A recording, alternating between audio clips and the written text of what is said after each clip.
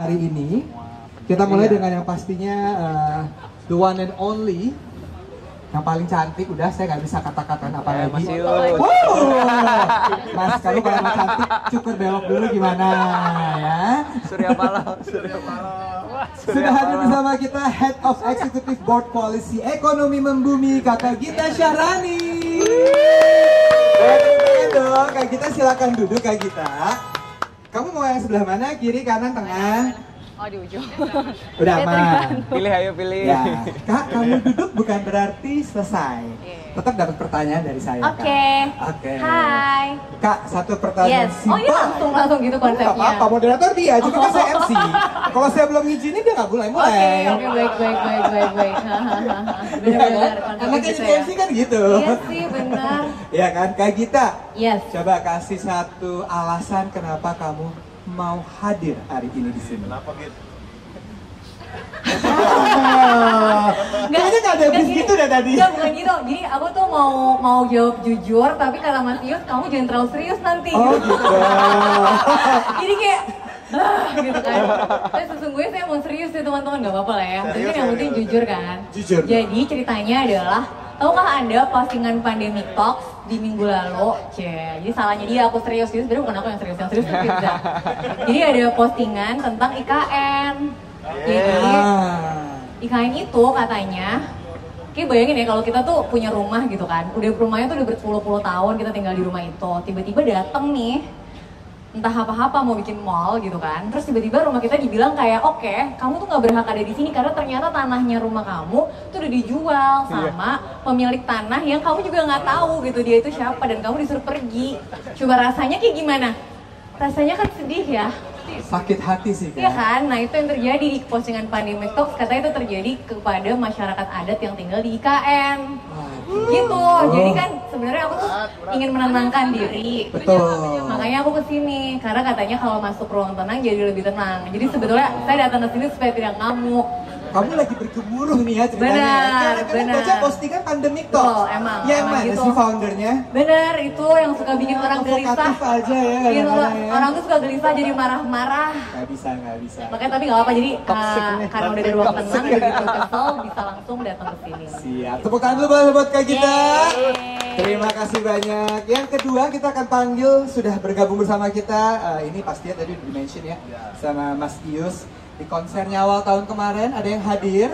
Aku. Lagi capek interviewnya. Mbak Mira lagi ya. Sebenarnya emang teman-teman juga sih isinya ya. Enggak, yang nggak kenal juga banyak banget. Oh ya, coba jujur. Yang nggak kenal sama kita, yang di lantai 33 coba. Siapa tahu ini live gitu ya. Tapi ada nggak yang hadir dan mungkin sempat tahu di sebuah konser ya menjelang subuh? Ini konser perdana deh kayaknya yang menjelang subuh ya. Di saat semua orang tuh konser open gate jam 5 gitu ya. Ini enggak menjelang subuh, saya udah nggak ngerti lagi sih. Konser rame. Ya kan? Acara apa sih ya Mas Haji ya? Sekte. Sekte kayaknya ya, tapi ternyata lumayan luar biasa sambutannya, dan disitulah Ruang Tenang juga hadir memberikan warna tersendiri, dan kita mungkin nanti akan mendengarkan sepatah dua patah atau 50 kata, saya nggak tahu lagi ya. Boleh tepuk tangan buat Mas Kunto Aji. Silakan bergabung Mas Kun. Hai. Mas Kun. Ya. Sama seperti Kak Gita. Aduh. Ya, ada pertanyaan juga kan Batman kalau saya jadi MC. Nyala nggak Mas? Sik. Nah, cek. Oke. Kok kalau kamu jadi merdu gitu ya? Beda. Beda. Jauh banget langsung gue. Mas Kun, kalau Ya. tadi Kak kita udah memberikan alasan kenapa dia hadir di sini. Kalau saya ganti pertanyaan ke Mas Kun. Enggak. Iya, kalau itu copy paste, Oh, iya. ya kan? Copy paste itu terlalu mudah, CBD. Ya. Mas Kun, Iya. kenapa tertarik untuk melibatkan Ruang Tenang di konser kamu kemarin? Hal yang menarik banget adalah aku tuh sebenarnya tahun 2019 waktu album Mantra-Mantra keluar, itu kita bikin konser di Senayan. Itu aku pengen banget bikin sesuatu yang ternyata bentuknya adalah ruang tenang ini. Tapi sebelumnya tuh udah ngobrol sama Mas Yus. Mas Yus, kita bikin apa yuk, bla bla segala macam kan belum kejadian. Dan konser Urup itu yang subuh-subuh itu kan dipersiapkan hanya dalam waktu sebulan, efektif mungkin 3 minggu, 2 minggu gitu. Saingan sama Bestari Festival. Jadi emang project candi ya, project candi juga itu. Jadi ya kayak udah dipertemukan aja segala sesuatunya dan melihat bahwa mestakung ya. Jadi tapi yang bolong dari aku pada saat tahun 2019 itu adalah aku nggak ada orang kayak Mbak Mira yang dia membuat base-nya ini jadi based on science gitu. Yes. Aku waktu itu ya apa yang aku terima, aku cari paper yang mungkin aku sambung-sambungin gitu. Yeah. Frekuensi yang aku masukin di album mantra-mantra dan segala macam. Cuman ini kan wah ini bentuk aslinya ini gitu. Yang akhirnya digagas sama Mas Yus ya. Waktu itu iseng aja sih nawarin Mas Yus, mau nggak kalau ikut ini. Aku juga nggak ngarepin untuk Mas Yus bikin segede, itu gede banget dari ini nih ya. 3 kali lipat ada kali ya? Iya, sumpah itu gede banget yang bisa masuk 20 orang gitu. Aku nggak nyangka akan dibikin sebegitu besarnya sama Mas Yus. Terima kasih sekali lagi buat Mas Yus dan teman-teman semua Samstra. Yang jelas itu membuat acaranya jadi semakin punya tujuan yang jelas. Nice. Sekali lagi tepuk tangan buat Mas Kun yang sudah memberikan testimoninya. Oke, narasumber berikutnya kita semua tahu lah ya, seorang mindfulness practitioner ya, yang kalau misalnya kita melihat semua postingannya, ngelihat aja udah adem gitu loh. Ngelihat doang loh, iya kan?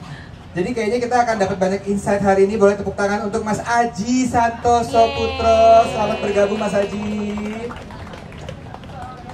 Mas Aji. Kita naik angkot.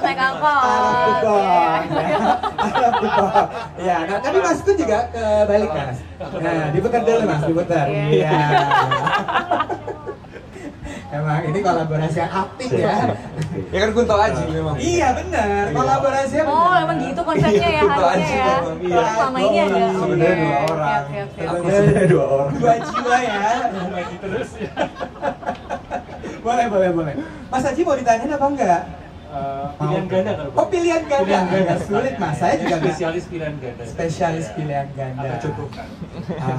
Sulit Mas, pilihan ganda. Susah Mas jodoh. Ini ketawa nih katanya ya jodoh. Sekarang udah nggak ada. Soal jodoh kan udah nggak ada. Udah nggak ada Mas. Udah nggak ada. Pasti zaman dulu dia terimanya ponten, bukan nilai. Dia zaman Ki Hajar Dewantoro dulu. Ki Hajar Dewantoro. Jadi masih pakai batu diukir gitu jawaban A, B. Belum kertas.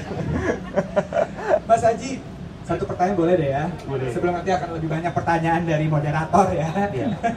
Tapi satu Mas, kita pengen tahu nih Mas Haji, kan tadi kan udah banyak ya yang kasih testimoni, sharing gitu kan. Kira-kira kalau dari sudut pandang Mas Haji sebagai mindfulness practitioner gitu, apakah ruang tenang ini memang sesuatu yang perlu ada atau cuma tren belaka? Wow. Pertanyaannya. Berat ya. Saya ini provokator. Dan katanya pertanyaan ini jawabannya mau Mas Kun ya. Oh, dilempar loh. Kalau buat saya sih perlu ada ya, bukan sekedar tren. Kenapa? Karena di tengah kesibukan kita sehari-hari sebagai manusia modern, seringkali kita lupa untuk be present, untuk here and now. Dan ya seperti kata Mbak Mita tadi, salah satu jalan untuk kita bisa terkoneksi dengan present moment adalah dengan 5 senses kita. Jadi selain menyadari apa yang muncul di dalam diri kita, apa yang ada di internal diri kita juga perlu menyadari eksternal. Dan untuk bisa menyadari segala sesuatu di eksternal, tentu kita perlu adanya senses, 5 senses itu. Begitu. Sehingga sangat perlu. Sangat perlu. Tepuk tangan sekali lagi buat Mas Aji. Emang menenangkan kan ya jawabannya ya. Pertanyaannya padahal mengandung provokasi. Kak, kamu ngalangin Kak, lewat. Ya silahkan. Sini gerak Kak, di sini gerak. Jadi sebelah situ aja ya Kak. Iya. Siapa tahu aku juga di cover nanti ya. Bener, kamu nggak sekali-sekali kelihatan Kak. kalau di situ. Aku pansos dikit ya Kak ya. Iya, bener. Oke. Kita undang narasumber berikutnya boleh ya. Narasumber berikutnya kayaknya gak usah ditanyain karena dia ya foundernya Ruang Tenang Sanustra. Tepuk tangan buat Mas Ius Darmawan. Dan sesi berikutnya akan langsung dipandu oleh kembaran saya, ya. Inisiator Pandemic Talks. Nama kita sama soalnya ya. Firza dan Firza. Firza versi D. Firza. Versi D. Firza. Gitu, ya kan? Buat tepuk tangan buat Mas Firza Radiani. Oke, silakan Mas Firza, saya serahkan waktu dan tempat kepada dirimu bersama para narasumber ya. Yang duduk-duduk di pagar di sini jadi kosong loh di depan loh. Iya, di Silakan sini loh. di pohon masih bisa. Iya, ini kosong-kosong loh. Ini talknya baru jadi tadi pagi Mas Yus. Iya. Siap. Aku nggak ditanya. Mas Firza enggak ya? Apa-apa aku tanya nih kasihan. Mas Firza mau ditanya apa? Mas Firza kamu kenapa memutuskan? Kenapa? Aku tanya ya, aku tanya ya. Mas Firza, kamu kenapa merasa Pandemic Talks itu selaras dengan Sanustra? Coba ngomongnya depan dulu habis itu saya. Coba, kenapa coba Mas? Depan ini. Tegang. Jadi Tadi Ada. Ayo Mas jawab dulu Mas. ini sebenarnya saya dan Mas Yus pernah bahas di kehidupan sebelumnya. di 2 tahun lama Mas ya. Jadi ini jawabannya malah dari Mas Yus nih. Jadi menurut Mas Yus Pandemic Talks dan Sanustra dan Ruang Tenang itu semacam salah satu sebuah rangkaian. Pandemic Talks yang mengaktifkan kemarahan, kegelisahan. Ya. Ya kan? Tapi fakta loh, fakta. Bener, fakta saya ngerasain kok. Makanya kan, di trigger gitu. Triggering trauma. Bener. Abis itu masuk akunnya Mas Aji. Jadi kayak udah ada lagi. Iya. Setelah itu alur energinya ya seharusnya disadarkan dulu, tenangkan dulu Mas. Ditenangkan dulu. Habis itu sadar, terus jernih. Gitu ya. Asik, masuk ke Habis lagu. itu lestari. Yes. Ya kan gitu urutannya kan. Oh gitu urutannya. Sesuai nih. Oh ini tuh ada. Iya, Oh, ada maknanya. Oke. Marah dulu. Semua dipikirkan ya. Kalau apa yang di kartun Pixar ya? Ya. Apa namanya? Soul, bukan. Bukan yang ada ada yang marah. Inside Out. Inside Out. Saya marahnya ini. Oke. Iya sih, bisa jadi sih, bisa jadi. Kalau Mas Haji, Aji yang mana? Mas Haji Sanoso Putra apa? Sequelnya Inside Out yang kedua itu nanti ada emosi baru namanya anxiety. Oh iya benar. Iya. Iya. Oh. Ini cocok nih gitu. Thank you. Kita semua inside. Iya. Oke, saya izinkan saya mulai ini. Iya. Baru aku kayak Udah mau kemana-mana jawabannya. Bingung mau kemana baliknya dia Ya bingung. ini muter terus. Kadun bahasa sini. aduh. Saya kerja soalnya sini. Oh iya. Siap Mas, makasih Oke. udah dijelasin loh. Preambule. Aku menyapa lagi ya. Biar kalau selamat sore teman-teman. Sore. Selamat sore Mas Yus, Mas Aji Sanoso Putra, Mas Kunto Aji, Raden Roro, Gita. Gak pakai Gak pakai ya? loh. Gita Syahrani. Buat saya sebuah kehormatan saya dipercayai oleh Mas Yusuf Darmawan, Mas Yus untuk memimpin sesi ini yang mana sebelumnya di Besar Fest ada Mas David Irianto juga yang mengisi orang-orang ini apa memandu orang-orang lucu ini. Saya mulai agak serius dulu ya. Nah, kalau pas bagian lucu mereka aja, saya yang jadi kontrolnya. Nusantara atau Indonesia saat ini menjadi suatu hal yang mungkin ya jauh jaraknya dari generasi Z sama generasi milenial atau Y. Sebenarnya mungkin kita lupa kapan kita terakhir benar-benar bangga sama Indonesia. Atau jangan-jangan sebenarnya kita cuma bangga kalau misalkan timnas Indonesia sepak bola atau cabur olahraga menjadi emas, which is itu bisa 4 tahun sekali. Yang mana saya tadi bilang which is ya kan? Atau jangan-jangan kita memang tidak pernah punya rasa memiliki sama Nusantara dalam kurung Indonesia. Sehingga kita tuh posisinya sama Indonesia atau Nusantara itu pas kalau budaya atau seni kita atau kuliner kita lagi dicuri. Tanda kutip oleh Malaysia atau Singapura. Benar nggak?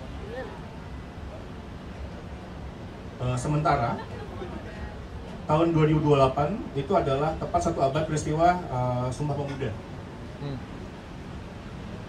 Sementara lagi oleh pemerintah tahun 2045 digadang-gadang akan jadi momen Indonesia cemas. Emas ya? Mas. Kan tadi pilihan ganda kan, A-nya apa, B-nya apa, C-nya emas gitu. Harus gitu ya. Next time kayak belajar lagi. Bagaimana mungkin itu terjadi jika kita semua masih tanda kutip terlelap? Mungkin sudah saatnya kita sekarang sadar Nusantara. Yeay. Udah selesai. Kalau dia aja ngomong. Dia aja ngomong. Itu kayak penutupan malah ya? Penutupan. Balik ya? Kamu launchingnya baru nanti habis maghrib, Mas. Kebalik, Mas. Kebalik. Kok sudah launching lo? Belum. Udah konklusi. Iya. Udah selesai. Ini beneran.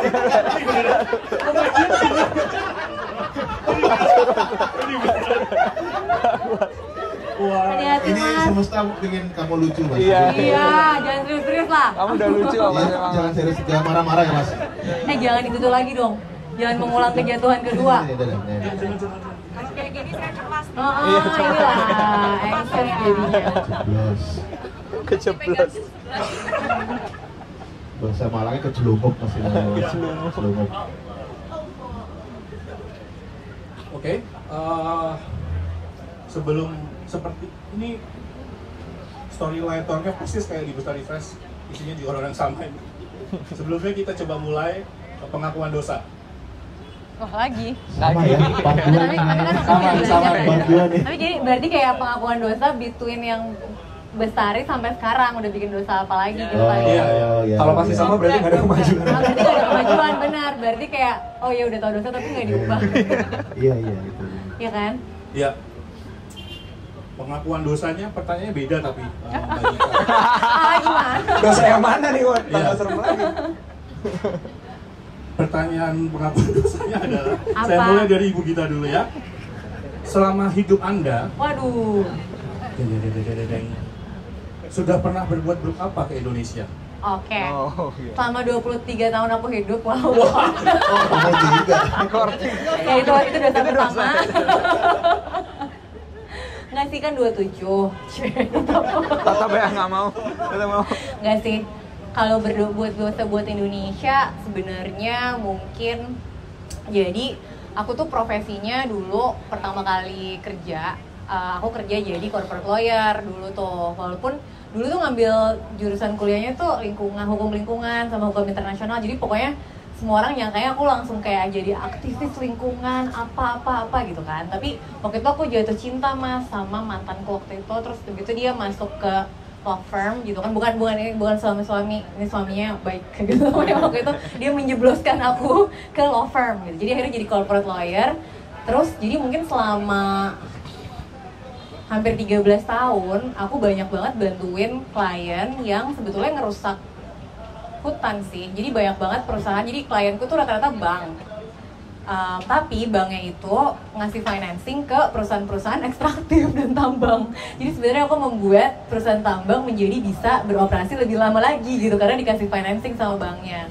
Dan itu aku lakukan selama belasan tahun gitu. Walaupun nggak tenang, nggak enak, tapi dan waktu itu akhirnya memutuskan berhenti menjalani profesi itu juga karena udah gelisah banget gitu ya. Tapi kayaknya selama belasan tahun itu aku banyak membuat hutan-hutan yang sangat aku sayangi itu ya akhirnya dihancurkan sih karena uangnya dikasih tuh sama klien aku gitu. Wow, udah enggak. Sekarang udah enggak ya? Udah enggak, itu terakhir udah resign 2013. Udah 11 tahun yang lalu. Dimarahin. Itu nunjukin apa? Dosanya gede banget tuh. Iya. Untung udah resignnya. Nah, untuk Mas Kun, Mas Aji, Mas Nis, Ketawanya kenceng banget Agam. Ayo. jangan yang seberat-berat itu. Itu nggak berat loh, itu tentang profesi. Kan ya. kayak maksudnya semua orang bisa relate dong kalau soal kerjaan. Kadang-kadang kayak mau resign takut karena kayak gimana cicilan gue, gimana gue bisa ngasih balik ke orang tua gitu kan, takut mau resign gitu loh mas. Oke. Setuju. Ada yang ingin bertanya? Oh belum ya? Lanjut. Terus sebelum ke Mas Kun, Udah. ini siapa Mas? Di sini? Yang mengganggu kita. Sebelum ke Mas Kun, Apa sih kamu tegang lagi? Ini yang mau ditanya apa tegang? Sering justru waktu pas kecil kali, saya sering banget bolos waktu upacara hari Senin sih. Sering banget itu. Lebih baik pura-pura telat daripada di depan kepanasan dan sebagainya. Oh mau nunjukin kontrasnya yang serius sama yang gak serius. Oh itu purpose-nya gitu mas. Jadi kayak dari kayak kerjaan sampai ke bolos upacara, kamu silakan pilih yang di tengah-tengah. Iya. Mengarahkan dipilih dosa-dosanya, Mas Kun, Mas Aji. Monggo Mas Kun. Aku dari tadi mikir belum ketemu ya, tapi mungkin yang paling dekat apa ya? Aku kemarin sempat waktu pemilu lumayan ke-trigger karena aku jadi linmas itu pertama kali jadi petugas. Linmas. Pertama kali jadi petugas, jadi linmas. Akhirnya merasakan gaji dari negara itu. Gokil. Itu duitnya nggak aku spend, itu mau aku figuran, nanti mau aku pasang di rumah.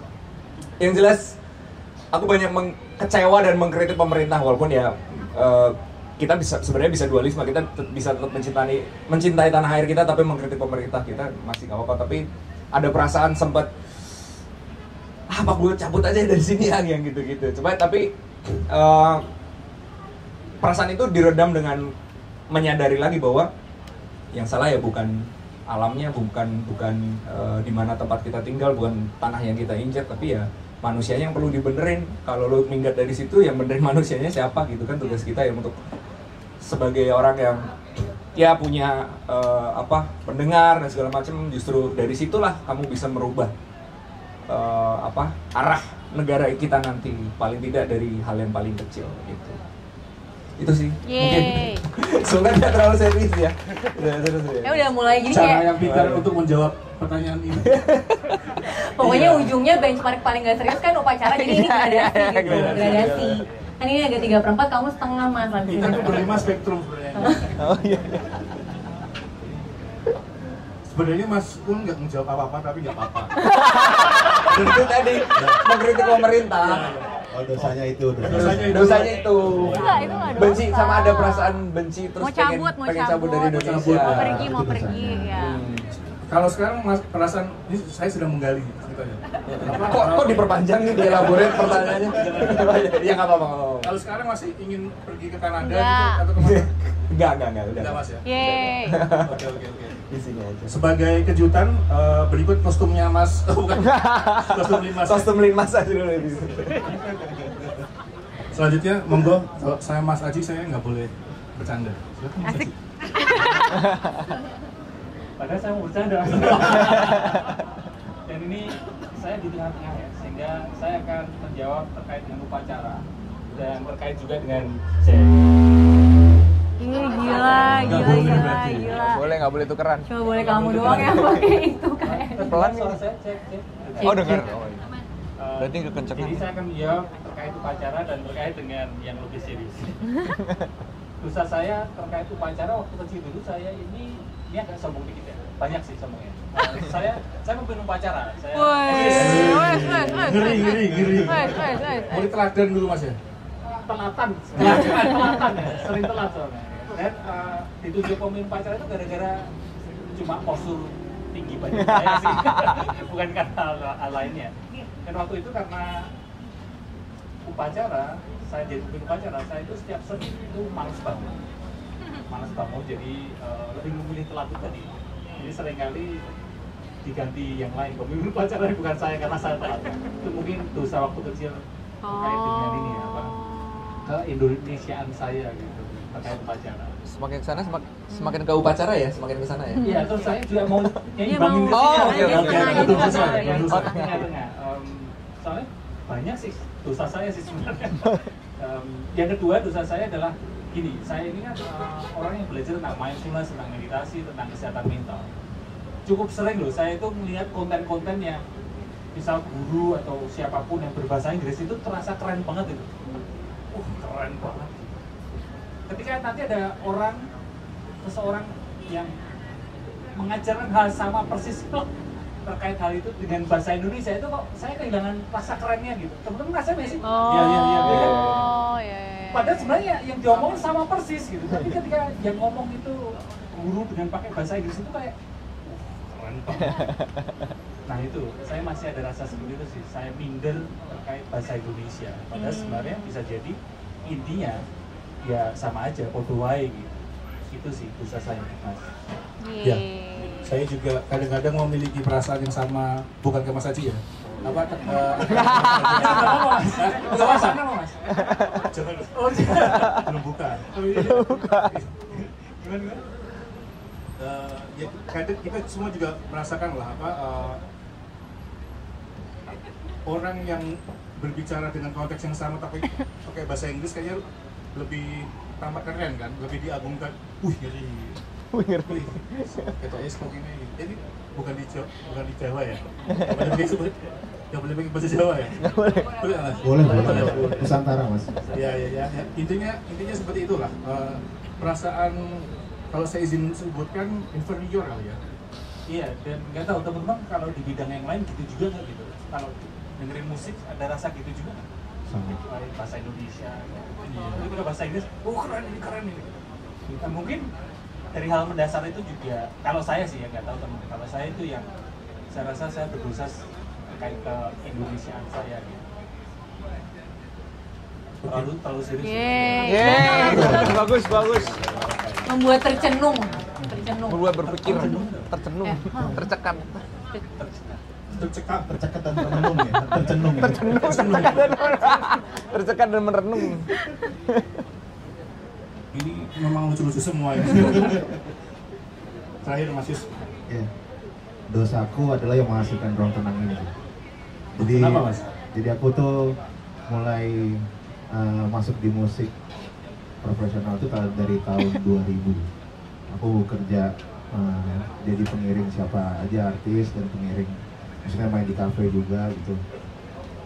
Sampai 2019 aku sama sekali nggak peduli sama Indonesia, jujur. Oh ya? Nggak peduli. Bahkan aku menganggap musisi tradisi itu kayak boring. Aku di setiap misalnya kalau lagi manggung di acara kementerian gitu, aku paling boring melihat tari-tarian, paling boring melihat musik-musik tradisi gitu waktu itu. Pas tahun 2020 setelah aku ya itu tadi COVID itu merubah aku semua sih.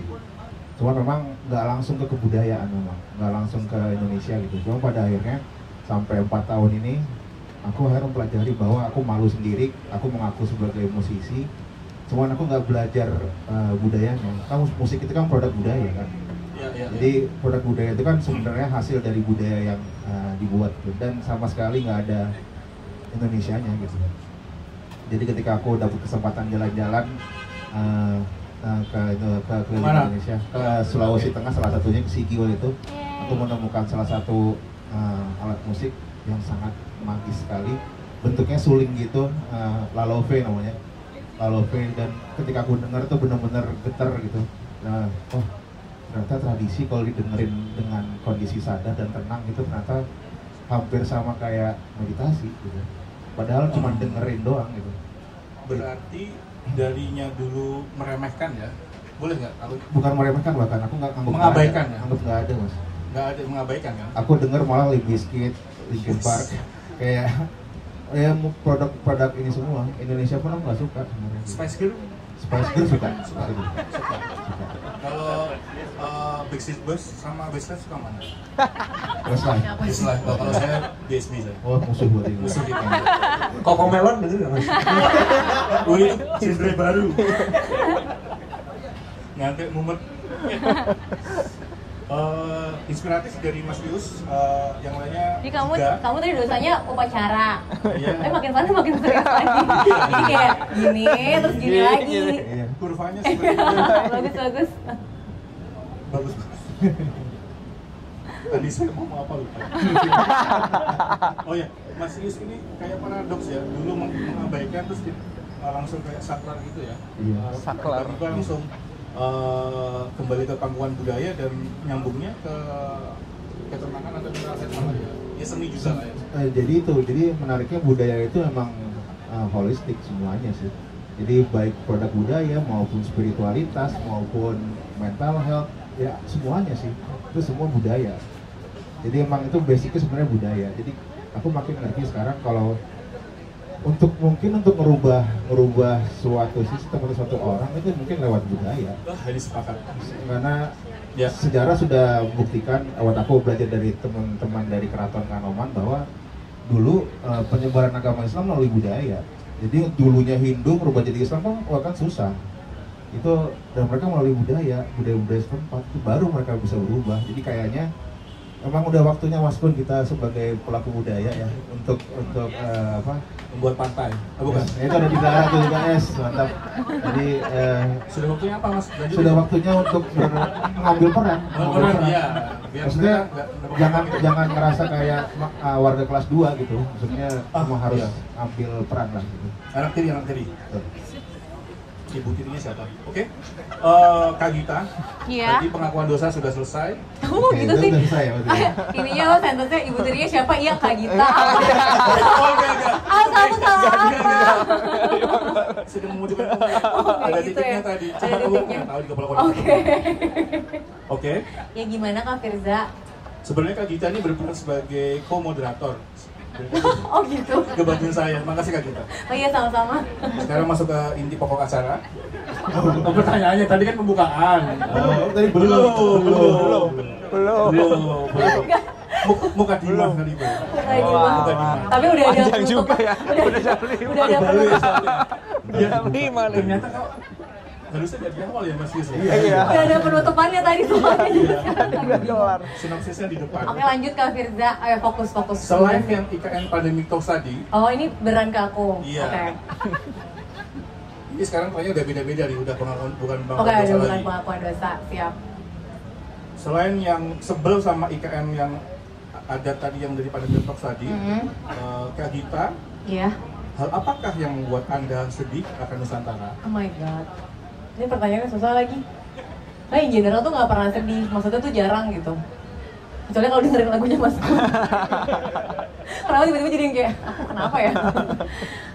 Kalau yang sedih soal Nusantara sebenarnya kalau mau jujur-jujurannya banget, sebenarnya aku takut banget kita nih bentar lagi waktunya habis sih. Tadi aku udah minta izin ya, boleh ngomongin kiamat ya, katanya boleh. Iya. Jadi sebenarnya 2020 waktu kita semua terkurung di rumah pas pandemi, itu di saat yang sama juga keluar laporan tentang perubahan iklim waktu itu. Yang pertama kalinya bilang, oke, udah nggak bisa lagi dibilang ini tuh perubahan iklim, harus dibilang krisis iklim. Dan kata-katanya kayak dikasih warna merah gitu, red code for humanity, gede gitu. Dan itu pertama kalinya laporan saintifik bilang bahwa actually we're all going to die gitu sebenarnya. Dan waktu itu aku ingat yang aku lakukan adalah oke, aku mau resign, udah nggak mau ngerjain apa yang aku kerjain sama sekali. Aku langsung ngebayangin, oke, aku pindah ke tempat dimana aku ya udah sepedahan aja. Ya udahlah lah gitu kan, mumpung tinggal bentar. Jadi bersenang-senang aja, terus nggak usah ngoyo. Ya udah mau ninggalin aja semua yang udah dikerjain, selesai gitu. Itu 2020 dan akhirnya balik ke rasa bahwa kayaknya nggak bisa deh gitu, nggak bisa kayak gini. Mungkin mirip sama Mas Kun kemarin ya yang mau cabut gitu. Itu aku sedih banget ngerasa bahwa ini jangan-jangan nggak pada tahu lagi gitu. Maksudnya jangan-jangan aku doang nih yang, maksudnya cuma orang-orang tertentu aja yang sadar bahwa kayaknya waktu kita tuh dikit lagi gitu. Dan masa iya sih aku mau pergi dimana aku nggak yakin betul bahwa semua orang tuh udah tahu loh bahwa ini tuh urgent gitu. Kok kayaknya jadi jahat ya, kayak kabur sendiri Sementara aku nggak yakin semua orang udah tahu bahaya yang aku tahu gitu. Jadi mungkin yang bikin sedih itu kali ya Mas, ketakutan bahwa belum cukup banyak orang yang sadar kalau waktu kita tuh terbatas di sini, dan bahwa pada saat kita itu lupa kalau yang membiarkan kita ada di sini, kita tuh manusia gitu ya, itu adalah alam, dan kita nggak nganggap alam itu sebagai sesuatu yang setara. Jadi karena kita ngeliat alam tuh sesuatu yang bisa dikeruk gitu, bisa dieksploitasi, bisa dimanfaatin, sedangkan manusia tuh yang kayak edan, kita paling keren gitu. Itu lama-lama alamnya bakal marah balik ke kita, terus aku takut banget sih. Waktu itu pandemi lagi, jadi kayak wow ini alamnya udah marah guys gitu, kayak gimana ya? Udah bereaksi balik. Terus pas udah selesai pandemi kita balik ke kehidupan yang kayak sekarang. Waktu itu alam tuh thriving actually. Jadi waktunya, wah ini gue oke, maaf ya Mas Aji cuma bahasa Inggris. biar kamu ngerasa aku lebih keren. Ini kayak usaha meyakinkan kamu aku tuh keren. Jadi enggak, tapi alam tuh waktu itu senang banget. Mereka tuh jadi contohnya ada parkiran di salah satu kampus di Depok yang waktu itu berhenti didatengin orang, dan tiba-tiba parkirannya mendadak jadi hijau lagi. Karena ternyata dia itu lahan yang harusnya nggak dikonvert jadi parkiran. Tapi begitu nggak dipakai lagi tiba-tiba jadi hutan, jadi kan seneng gitu. Terus spesies yang tadinya hilang tiba-tiba muncul terus udara tiba-tiba bersih gitu. Jadi kan ternyata kita bisa hidup bijak berdampingan dengan alam. Tapi begitu selesai pandeminya, tahukah Anda emisinya naik 2 kali lipat karena semua orang kayak balas dendam, kemarin nggak bisa jalan-jalan, sekarang 2 kali lipat, harus lebih sering lagi gitu kan. Kan kemarin kekurung di rumah, jadi aku harus healingnya sering gitu, jadi harus sering pergi.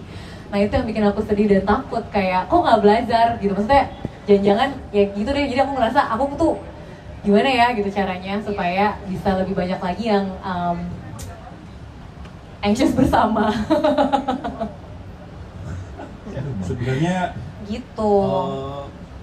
Karena Kak Gita seperti itu, dia membagikan bebannya ke teman-teman di circle. Sebenarnya bukan bagi beban, justru kayak bagi semangat jadinya. Jadi karena kan kita tuh udah ada time frame yang limited, ya kan? Kalau aku ngerasanya kalau udah tahu time frame-nya bentar lagi, jadi kita tuh harus keren gitu. Maksudnya, wah kayak ini waktunya tinggal dikit, jadi ide segila apapun udah bikin aja.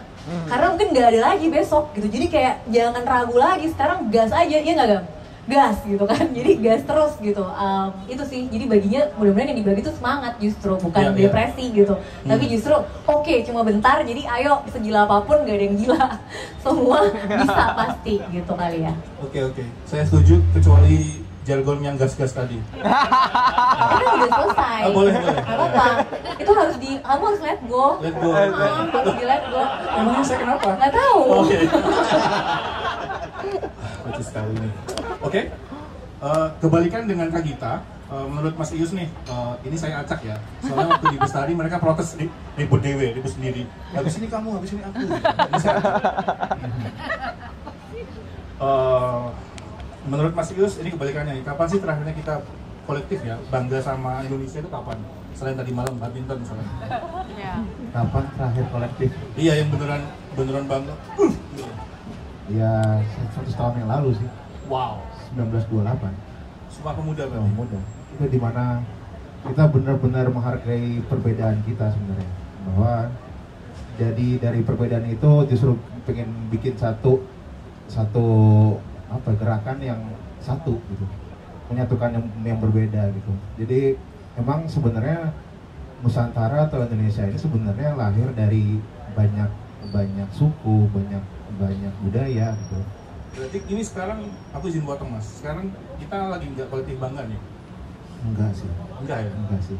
Kalaupun kolektif ya tadi seperti Mas Firza bilang kayak pas nasi goreng dicuri Malaysia atau pas apalagi sih dicuri? Somai dicuri nggak somai? Rendang gitu. Rendang atau rendang? Oh iya. Nggak boleh. Jangan dong, jangan. Bukan renggang ya? Iya, jadi cuman letupan-letupan kecil gitu bangganya kalau pas lagi timnas sepak bola menang gitu. Tahu semalam All England, All Indonesian Final gitu menang, kita bangga. Ya bangga cuma tuk gitu kecil. Kita butuh yang besar. Kita butuh ini bareng-bareng. dan butuh dilakukan untuk semuanya, buat semuanya sih. Dan mungkin bukan buat kita, mungkin buat next generation-nya sih. Iya. Bahkan kebanggaan itu justru waktu kita belum lahir loh. Iya, kita belum lahir sama sekali. Iya. Sekarang ke Mas Kun, izin Mas Kun. Iya. Nah, Cek. Mas Kun udah lahir waktu itu. Mas Kun 1928 udah lahir. Mas Kun avatar ya? Gajah Mada. Gajah Mada. Iya. Cek. Belum Mas pakai punya Cek. aku. Cek. Nah ini nilai Cek, Indonesia. cek. Lo bukan. Salah gini Mas. Ya udah. Samping ini. Oh iya. Gimana Mas? Mas Kun ini avatarnya Gajah Mada. Avatar Gajah Mada. Gimana? Gimana Mas? Jadi Pertanyaan belum. jam-jam belum buka soalnya. Saya berdiri aja nih, sebentar. Mas Kun, ini agak serius nih Mas. Ya. Pekan lalu pemerintah Indonesia kebakaran jenggot nih. Waduh. Apa? Berarti yang cuma berjenggot doang yang kena ya Mas ya? Tapi yang ngomong bukan menteri yang berjenggot nih. Iya. Gitu. Mas Kun pekan lalu, loh kok saya baca ulang. Pekan lalu ini Indonesia kebakaran jenggot pemerintahnya. Berambisi untuk membuat konser tandingan Taylor Swift di Singapura. Wow. Ya kan? Itu kan sebenarnya saya nggak tahu itu ada kebanggaan yang diambil juga kan sebenarnya kan. Pemerintah merasa terusik lah ya. Saya harus bisa nih ngebuat konser yang sehebat Taylor Swift gitu.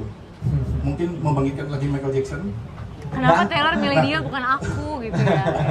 Dalam perspektif Mas Kun kan pelaku seni budaya lah ya.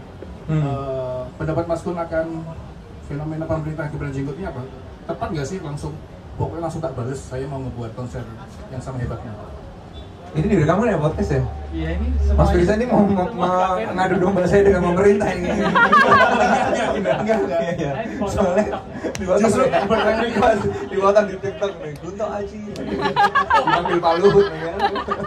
Oh, iya betul. Malah nyebut Mas. Malah nyebut ya. Enggak, soalnya kemarin kebetulan saya sempat nge-tweet soal itu sih Mas. Ya, ini pertanyaannya karena itu Mas. Jadi Karena itu.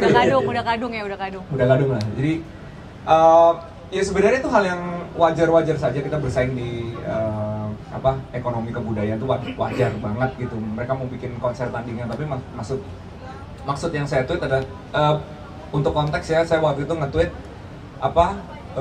kenapa pemerintah kita selalu instan apa-apa gitu. Ketika negara lain bikin, kita langsung pengen bikin gitu, padahal kita tuh punya kekayaan budaya yang luar biasa banget. Saya punya banyak teman-teman musisi tradisi, tari, teater itu yang sampai ke luar negeri gitu. Musisi Malaysia banyak dengerin musik Indonesia dan segala macam. Kalau memang tujuannya bisnis, kalau kebudayaan kita dikelola dengan sangat baik, itu mendatangkan devisanya pasti akan gede. Cuman memang modalnya cukup besar, saya bilang gitu ya. Dan ya dengan sistem kita pemerintahan yang 5 tahun ganti presiden, semuanya tidak mau estafet, semuanya pengen potong pita bahwa ini gue yang bikin gitu, jadinya tidak ada keberlanjutan dan segala macam lah. Isunya seperti itu yang akhirnya ya menurut saya dari mana mulainya ya gitu, untuk kita bisa keberlanjutan, bisa estafet ya paling tidak dari lingkungan terkecil ya, dari saya dan teman-teman musisi saya dan pendengar saya gitu, yang untuk memiliki kesadaran ya orang mungkin sudah ini dengan istilah local pride dan segala macam, mungkin sudah banyak istilah itu juga banyak disalahgunakan juga sih, akhirnya jadi banyak yang alergi dengan istilah itu. Tapi ya itu tadi, itu jadi pertanyaan sebenarnya. Alergi malah ya? Banyak juga yang alergi dengan local pride, tapi ya memang ada disalahgunakan, overuse juga ya. Overuse, dan memang ada brand misalnya yang dia mencontek brand luar, plek-plekan terus dijual di Indonesia, tapi ininya hashtagnya local pride gitu kan.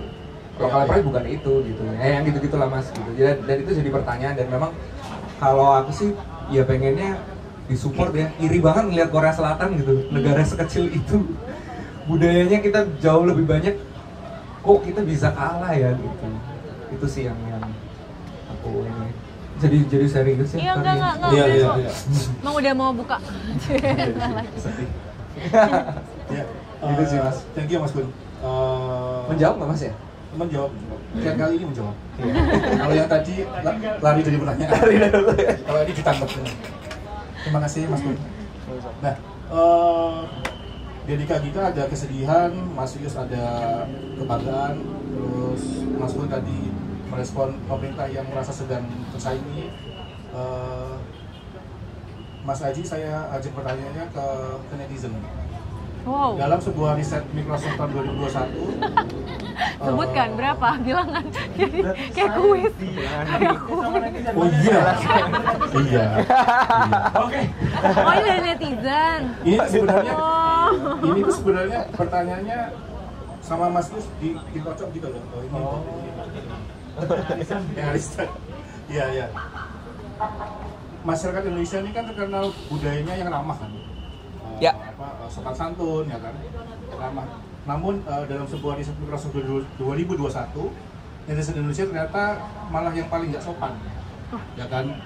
Ya di kolom komentar lah. Oh iya, Menarik. Oh iya benar. In terms of budaya, saya sambung-sambungin ke mental sedikit. Sebenarnya ada paradoks ya Ini dengan banget dari tadi aku. ternyata budaya yang kita banggakan ketika dikuantifikasi menjadi data di riset kok jeblok paling jelek se Asia Tenggara. Menurut Mas Aji, ada komentar apa Mas tentang ini? Bahwa itu tuh ternyata kalau di dunia digital itu malah jadi kasar. Oke, ada komentar apa? Kalau nggak ada komentar, Pendapat. Nggak usah. ada dua. Kita harus komentar biar dapat makan ini. Biar dikasih makan sama Mas Yus nanti. Ada 2 poin sih. Poin pertama terkait dengan barangkali tadi kan ada kaitannya dengan masyarakat Indonesia. Iya. Kita Indonesia, kita ini kan manusia timur ya. Hmm. Dan kultur manusia timur itu cenderung menekan, memendam emosi kita. Kalau terlalu asertif, terlalu ngomong apa yang kita inginkan, terlalu kita ngomong terkait emosi kita, itu cenderung dicap sebagai nggak sopan. Rasain juga nggak? Iya, teman-teman? iya. Kan? Dibandingkan dengan mungkin kultur manusia barat. Nah, ketika kita manusia terlalu suppress our emotion, menekan, memendam emosi kita, maka energi emosi itu perlu ruang untuk dirilis, untuk dikeluarkan, untuk diluapkan. Karena energi itu selalu flowing sebenarnya, termasuk energi emosi. Nah, karena kita tekan pendam, maka energi emosi di dalam ini kan kayak mendesak kita untuk emosi ini tolong keluarin dong, tolong keluarin gitu. Dan kita manusia, masyarakat Indonesia menemukan ruang gratis 24 jam Bernama Yaitu komen, sosial media. kolom komen. Sehingga sosial media itu menjadi ruang emosional dumping. Kita melumpahkan emosi kita di sosial media. Ditambah kalau ada keributan isu berita terkait misal public figure atau artis yang mengalami masalah. Teman-teman pernah nggak melihat ketika ada kasus keributan dan sebagainya, kamu lihat komen netizen? Iya. Itu miris sekali. Mereka sangat sadis sekali. Barbar. Iya, Barbar. banget sih. Kenapa? Ini agak nggak enak tapi itu faktanya. Fakta ini penderitaan orang lain ternyata itu jadi bahan kita buat bersyukur. Interesting. Penderitaan orang lain membuat netizen itu mensyukuri hidupnya. Ternyata ada yang lebih ruwet, lebih gelap hidupnya dibandingkan diriku. Dan saya rasa itu bukan bersyukur. Sebenarnya itu adalah ego yang menyombongkan Aku diri. lebih ya.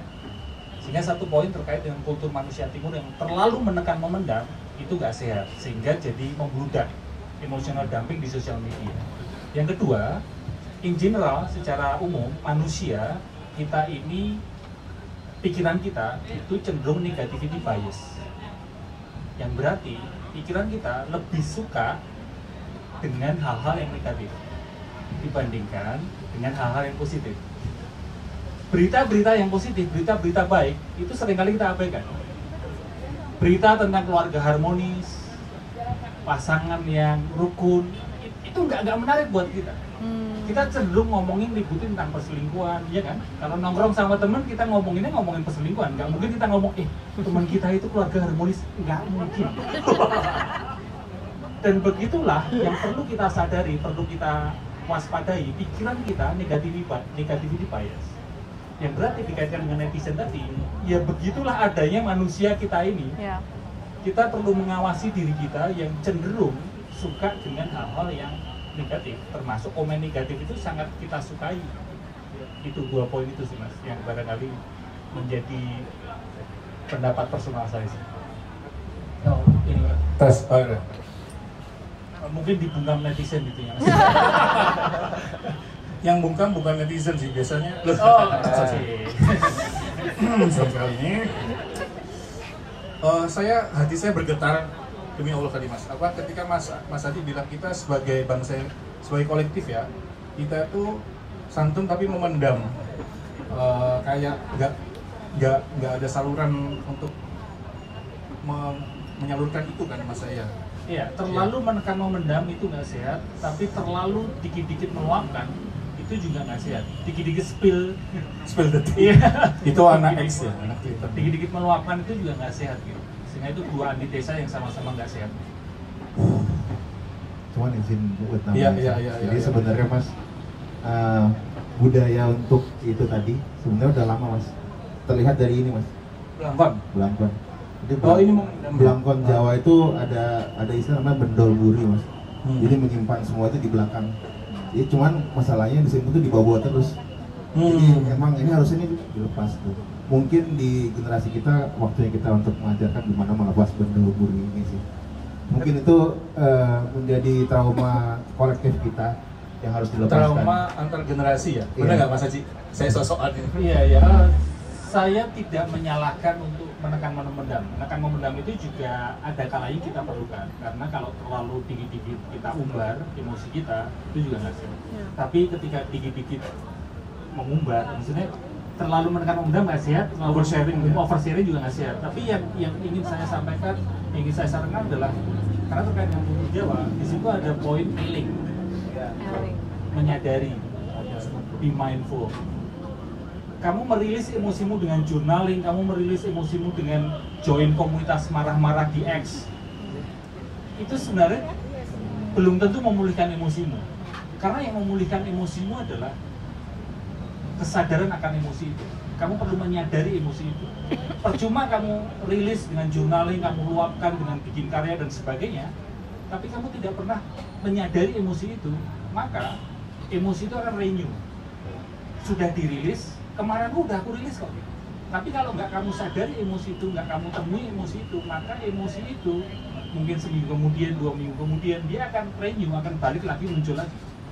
Karena di balik emosi ada pikiran, ada ingatan, ada image lah, gitu, ada satu persepsi, dan itu akan renew lagi, dan itu yang bahaya juga. Ya. Sampai sini sudah bingung teman. Semoga bisa dipahami ya. Dalam. Kalau saya mendemnya di perut. Emotional eating saya. Stres itu Di sini ya. Jam 10 malam Indomie. Cuma tadi aku pengen ini sih, menarik sih tadi ngapa-ngapain. pernyataan Mas Haji kalau misalnya bilang yang hilang itu pikirannya ya. Jadi permasalahannya ngerasa udah dilepas dengan journaling. Padahal ada images yang nempel gitu. Ya, di setiap emosi di baliknya itu adalah pikiran. Di setiap perasaan di baliknya selalu ada pikiran.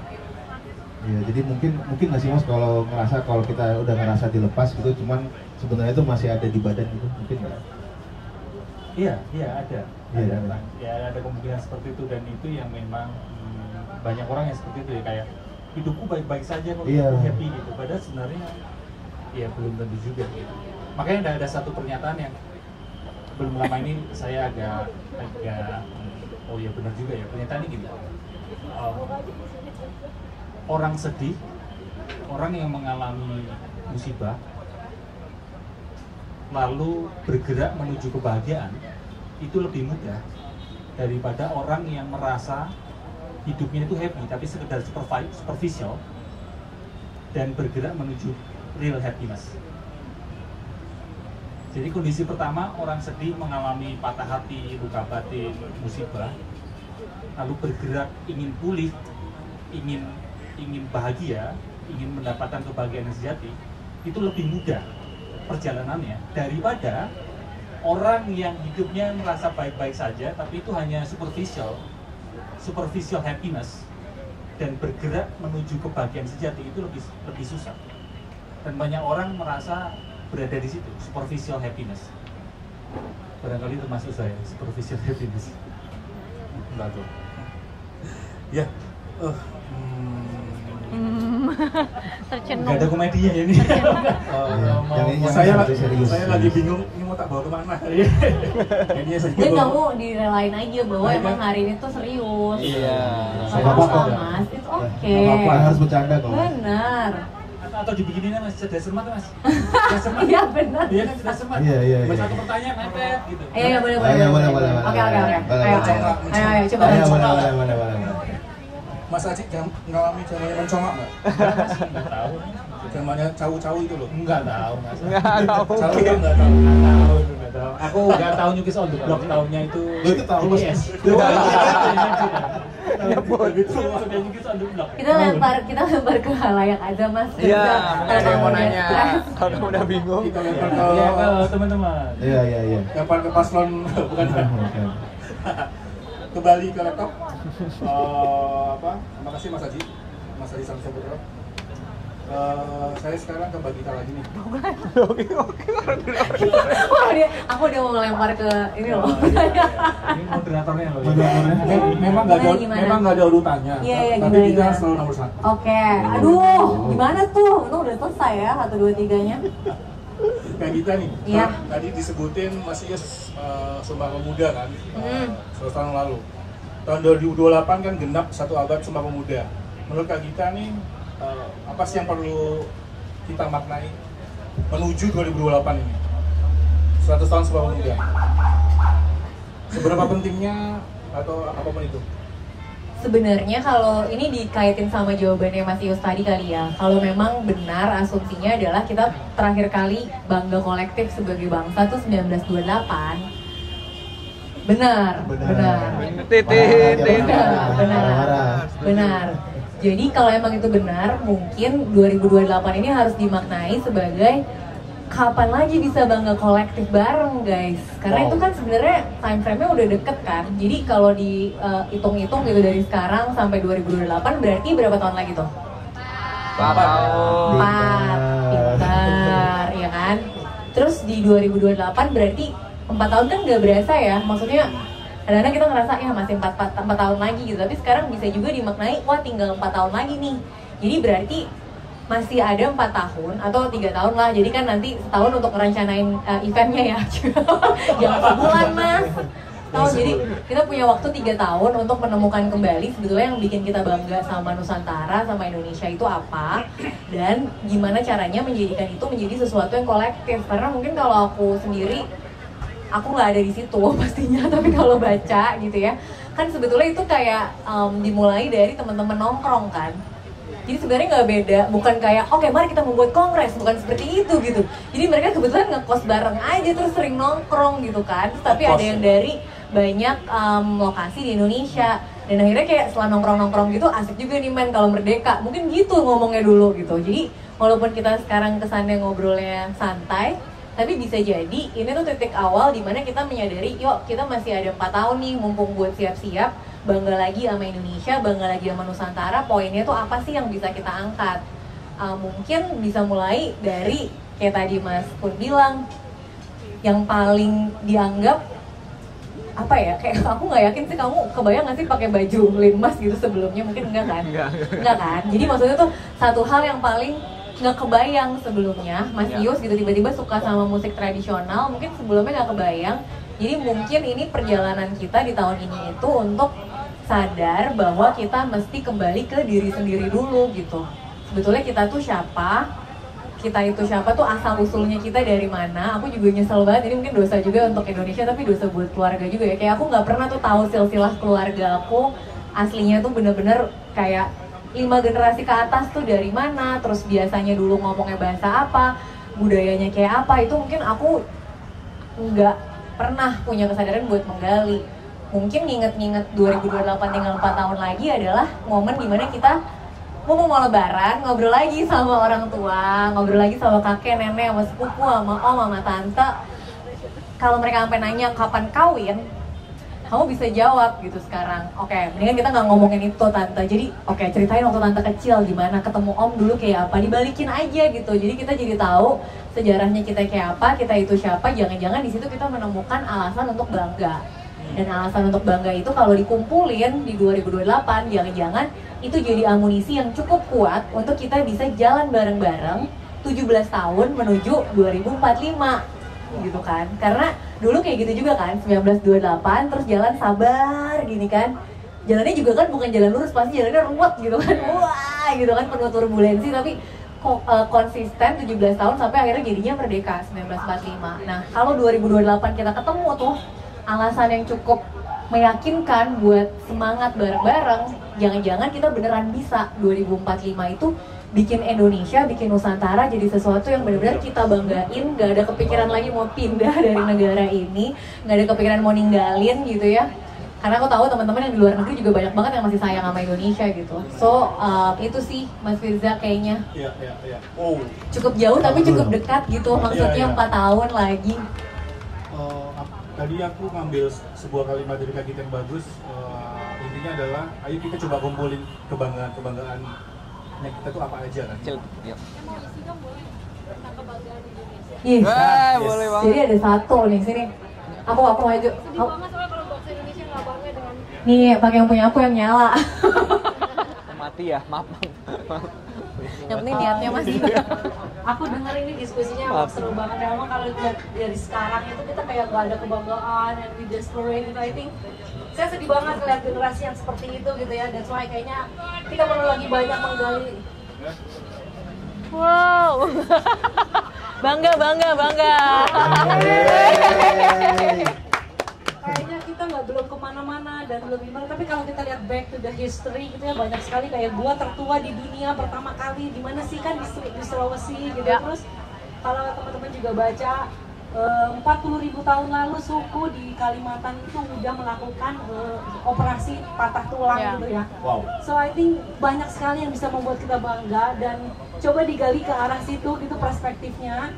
Either way kalau kata kita mau ended up pun tapi kita berakhir dengan bangga gitu Yes, loh. bener. Jangan ada yang kita lupakan dan jangan pernah juga kita karena kita tidak tahu dan kita tidak mau dan kita desperate gitu. Saya pikir kita harus lebih menggali lagi apa yang sebetulnya membuat bangga. Benar juga banyak sekali yang nggak tahu gitu ya. Tapi rasanya kebanggaan kita satu lagi untuk masa depan ini culture in sustainable development itu dicanangkan oleh PBB sebagai kunci. Nah di dalam negara adidaya budaya Indonesia adalah the one and only. Jadi kalau kita coret itu culture-nya, kita ganti Indonesia is the key to the sustainable development agenda in the world. Jadi itu salah satu yang membuat bangga kita hari ini, kemarin, hari ini, dan ke depan ya. Jadi tolong ingat, gak ada lagi kata-kata desperate atau tidak bangga terhadap negara ini gitu ya. Yes. Oke, bangsa kita ya. Satu lagi, tukar Mas, bentar. Masih ada Mas. Maybe a government atau apapun juga masih banyak belajar dan berbuat kesalahan. Oke, it's okay karena bangsa ini lebih tua dari government kita ya. Ingat itu aja. Bangsa ini lebih tua daripada. Yes, semangat. Karena kita cinta sama Nusantara dan bangsa, bukan pemerintahan. Tapi pelan. Tulisannya agak lebih kecil. Thank you Kak Gita, Kamila. Bingung nggak? Mas Yus, apakah sekarang Indonesia sedang tidur atau terlelap? Soalnya yang muncul wangsit di Mas Yus tiba-tiba akhirnya selain ruang tenang kan, ada sadar movement ini, sadar Nusantara. Sadar kan berarti sebelumnya nggak sadar loh. Sebelumnya nggak sadar tidur. Nggak sadar ini apakah sedang tidur terlelap atau emang nggak tahu aja? Atau belum hidup? Jelas ya. Atau hidup lah? Jelas banget. Tidak. Maksudnya sebenarnya gue udah ngomong di kelas urup kemarin, di kelas urupnya Mas pun sebenarnya kondisi Indonesia itu memang setidur itu ya. Kalau mungkin teman-teman ada yang punya TikTok, sempat ada FYP di TikTok gitu, ada seorang content creator menanyakan mengenai ibu kota Jawa Tengah di mana, jawabannya adalah Kalimantan. Jadi Wow.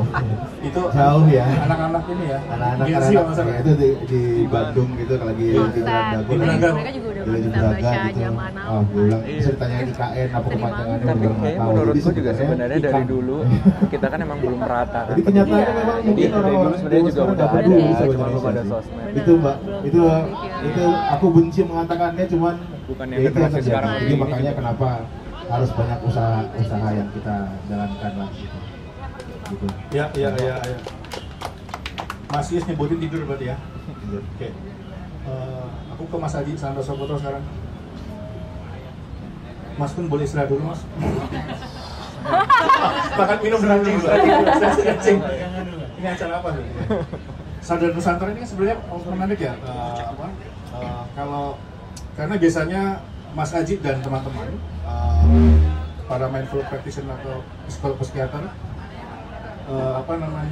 mengajak sadar mindful sebagai individu. Ini kan yang diajak sadar itu kolektif warga Indonesia gitu loh. Bahasa Jawanya itu kayak tobat jamaah gitu Mas. Mas Haji ada pendapat ini karena ini yang disadarkan kan kayak sebuah generasi, banyak orang, bukan yang individu per orang-orang, sadar kolektif gitu. Memangnya ada sadar kolektif harus semacam itu? Waduh. Boleh nggak Mas? Susah banget. Dari apa yang Mas Haji pelajari selama ini? Oke. Sebelum ke situ mungkin kalau yang saya pelajari ya belum tentu Ya. belum tentu benar, belum tentu cocok buat teman-teman semua. Supaya kita bisa sadar, kita perlu belajar kenapa kita nggak sadar. Sorry, diulangi. Nah ini aku tuh kalau baca kontennya Mas Haji, coba diulangi lagi. Supaya kita sadar, kita perlu belajar kenapa kita nggak sadar. Ya, oke. Kita perlu belajar kenapa kita nggak sadar. Ya, seperti kalau dikaitkan dengan Mbak Belum Mira bisa tadi, belajar, ya. kita harus tahu dulu. Iya, Tahu kita dulu perlu apakah kita ada sadar atau ajakan nggak untuk sadar. bangga, yuk bangga.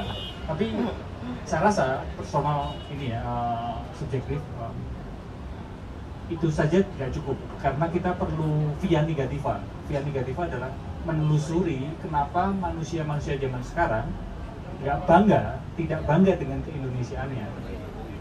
Itu yang perlu kita teliti, perlu kita obrolin via negativa. Karena barangkali ketika kita benar-benar tahu kenapa kita ini nggak bangga dengan Indonesia, barulah di situ kita akan muncul kebanggaan dengan Indonesia. Demikian juga dengan kesadaran. Ya, kita pun juga perlu mempelajari kenapa kita nggak sadar. Yaitu adalah pikiran kita kan. Ya, Pikiran kita inilah yang bikin kita nggak sadar. pikiran kita yang mendistract kan. Iya, karena mind, yang saya maksud ini adalah minda. Jadi mungkin satu kata ini jarang sekali. Minda. Jadi mind, bahasa Indonesianya sebenarnya lebih tepatnya adalah minda, bukan pikiran. Minda ini, mind ini Di KBBI ada Mas? ada. Oh, minda. Minda. Oh, ada, Mas? Iya. Hmm. Ada. Coba kita lihat. Itu ada dua dimensi. Minda ini ada dua dimensi. Dimensi pertama adalah pikiran. Dimensi kedua adalah Orang kesadaran. nggak ada. Hmm. Jahat banget. Pikiran sama kesadaran dua hal yang berbeda. Ya. Dua hal yang berbeda. Ya. Sejak kecil kita itu diajarin, dilatih untuk berpikir. Mikir. Kok pegang sini ya Mas mikirnya? Iya, karena memang Di sini ya. Pikir dong, pikir. Mikirnya di sini. Iya. Mikir kok pakai dengkul tuh bener ya, pikir. Iya benar. Kayak orang mau ngutang ya Mas. sorry. Iya. Pikir tuh pakai dengkul. Sampai mana tadi? Mikir. Kita diajarin mikir. Sejak kecil. Ya, sehingga kita Tidak pernah. jarang terkoneksi dengan kesadaran kita. Makanya sering sekali ketika kita bertemu seperti ini kan, kalau kita lihat ekspresi muka kita kan, termasuk saya ngeliat muka saya kan cenderung mikir. Ini Oh, kayak semuanya kerung ya, kan muka mikir, kerung. kan. Iya. Iya, kayak menganalisa, ya kan? Oh. Mikirin masa lalu, mikirin masa depan, ya kan, cari latar belakangnya apa dan sebagainya. Karena kita terbiasa untuk mikir. Tapi yang digaungkan oleh Mas Yus kan, itu sadar. Ada nggak yang mukanya sadar, Mas? Satu gitu. Ada. Nggak ada. Tidak bisa menghakimi, just be present gitu. Nah, bicara soal kesadaran kolektif dan kesadaran personal, Ya. personal dan kolektif ini tidak bisa dipisahkan. Pisahkan. Karena jangan sampai kita perlu kesadaran kolektif gitu, tapi kita terus nyalain sistem saja. kolektif gitu. Padahal sistem yang busuk itu dilahirkan oleh individu yang busuk. Iya. Ya kan? Sehingga memang kita tidak bisa, aku nggak bisa tenang dong gitu kan. Sebagian Gen Z kan gitu, maksudnya dia ngomong bahwa aku nggak bisa happy, aku nggak bisa tenang karena memang lingkungan yang salah. Menyalahkan Menyalahkan luar ya. sistem, menyalahkan kolektif gitu. Iya benar, tapi jangan abaikan juga upaya individu diri kita gitu. Ini memang itu dua hal yang harus berjalan beriringan, kesadaran personal dan kesadaran kolektif. Berarti kalau sadar, ini saya nanya ke Mas Yus sama Mas Adi, kalau individunya udah sadar, ya kolektif juga sadar. Ya karena kolektif kan tersusun dari individu kan, nggak mungkin tidak. Iya. Masyarakat selalu tersusun dari individu. Kalau individunya nggak sadar, nggak akan terjadi masyarakat yang sadar. Tadi ada kalimat dari Mas Aji menarik, kelompok atau kolektif yang busuk tersusun dari individu yang busuk ya. Itu Sistem yang busuk. sistem yang bijak Sistem dari busuk. individu yang busuk ya. Ada satu contoh lucu kemarin kan, ada data pengembalian gelang Coldplay Indonesia ternyata Paling terendah. rendah. Iya kan? Padahal yang bisa beli tiket Coldplay itu kan orang yang mapan lah. Iya. Ternyata asumsi kita selama ini bahwa yang tanda kutip seperti itu tuh yang menengah ke bawah gitu. Ternyata kita terendah di nomor 25. Bahkan kalau lihat di kolom komentar topik kemarin, kita saking kita nggak bangga sama kita sendiri ya, kita ngejek kita sendiri. Itu yang 9% yang di Jepang itu kita loh. 7% yang kembali di Singapura itu kita gitu. Jadi kita tuh bangga kalau kita konyol. Kita Mas Haji sering ngomong menertawakan diri sendiri. Kita hobinya malah jadi parodi malah. Iya. Masih ada benar ngomong. Aku setuju banget sih sama Mas Haji sih. Memang untuk menimbulkan kesadaran kolektif harus sadar dari orang-orang dulu, dan mungkin belajar dari itu kayaknya memang instead kita membuat gerakan yang besar gitu, Mas Firza, yang kalau diarahkan tuh kayak obor gitu ya. Aku mungkin ini adalah bentuk konkretku untuk mengajak teman-teman menghidupkan lilinnya. Jadi aku kenapa konsepnya sangat sama dengan Mas Kun itu urup itu nggak harus ngebakar, urup itu cukup menerangi aja gitu. Jadi mungkin perbanyak aja lilinnya, ntar juga akan sama terangnya dengan satu obor besar gitu. Nah ini nyambung Anda Mas, saya itu mau nanya itu ke Mas Kun tadi. Iya. Jangan diambil dulu. Bridging-nya pas ya Mas? Pas, tapi masuk ya. Mas Kun siap-siap Mas. Oke. Jadi Siap. Pemanasan dulu boleh, lari situ ya. Dicek dulu Mas, sepatunya ada cicaknya. Wah. Oh, IG story tadi ya? Iya, ada cicaknya sepatu. Cicak. Ini kayaknya ada uang deh kayaknya. Sekarang jadi buaya mungkin. Wah, politik Sudah berkembang. lagi, kesana lagi. Oh, buaya cicak. Buaya versus cicak. Iya. Anak lama ya? Gimana Mas Bisa? Ya, di album terakhir Mas Kun ini kan jadi Mas Kun ini sebenarnya judul albumnya atau semangat albumnya yang terakhir kan banyak berbicara tentang urup ya, atau bahasa Indonesianya menyala. Sebenarnya Mas Kun ini mendahului zaman malah. Setelah urup menyala kan baru muncul jargon bercanda kan. Menyala ya kan. Oh, Manyala dan sebagainya. Memang visioner sih Mas Kun. Jangan melamun saat hujan. Loh, terus hujan. Iya. Memang visioner. Hati-hati teman-teman. Anda ini sumpah sebenarnya. Agak Gajah Mada yang tadi tuh. Oke, saya buka ya.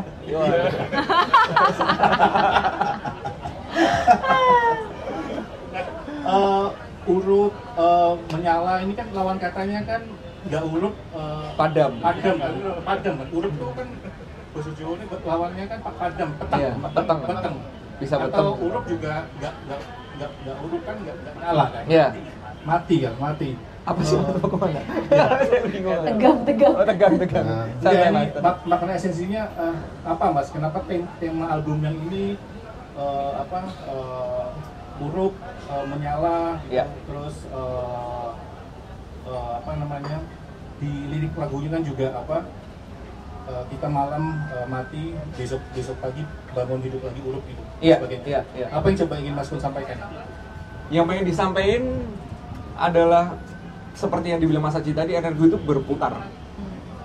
Yang saya pelajari selama beberapa tahun ini bersinggungan dengan tema wellness, kesehatan mental. Di sini ada kebetulan ada ibu saya, guru saya, ada Bu Lisa di sini dan Mbak Yesa yang membantu saya melewati masa-masa sulit itu. Ya saya jadi tahu bahwa ketika kita uruk, kita paling tidak kita berusaha untuk uruk, kita memberikan energi orang lain, energinya akan berbalik ke kita, bukan lewat orang itu, bisa lewat hal-hal yang lain. Semesta akan selalu membantu gitu.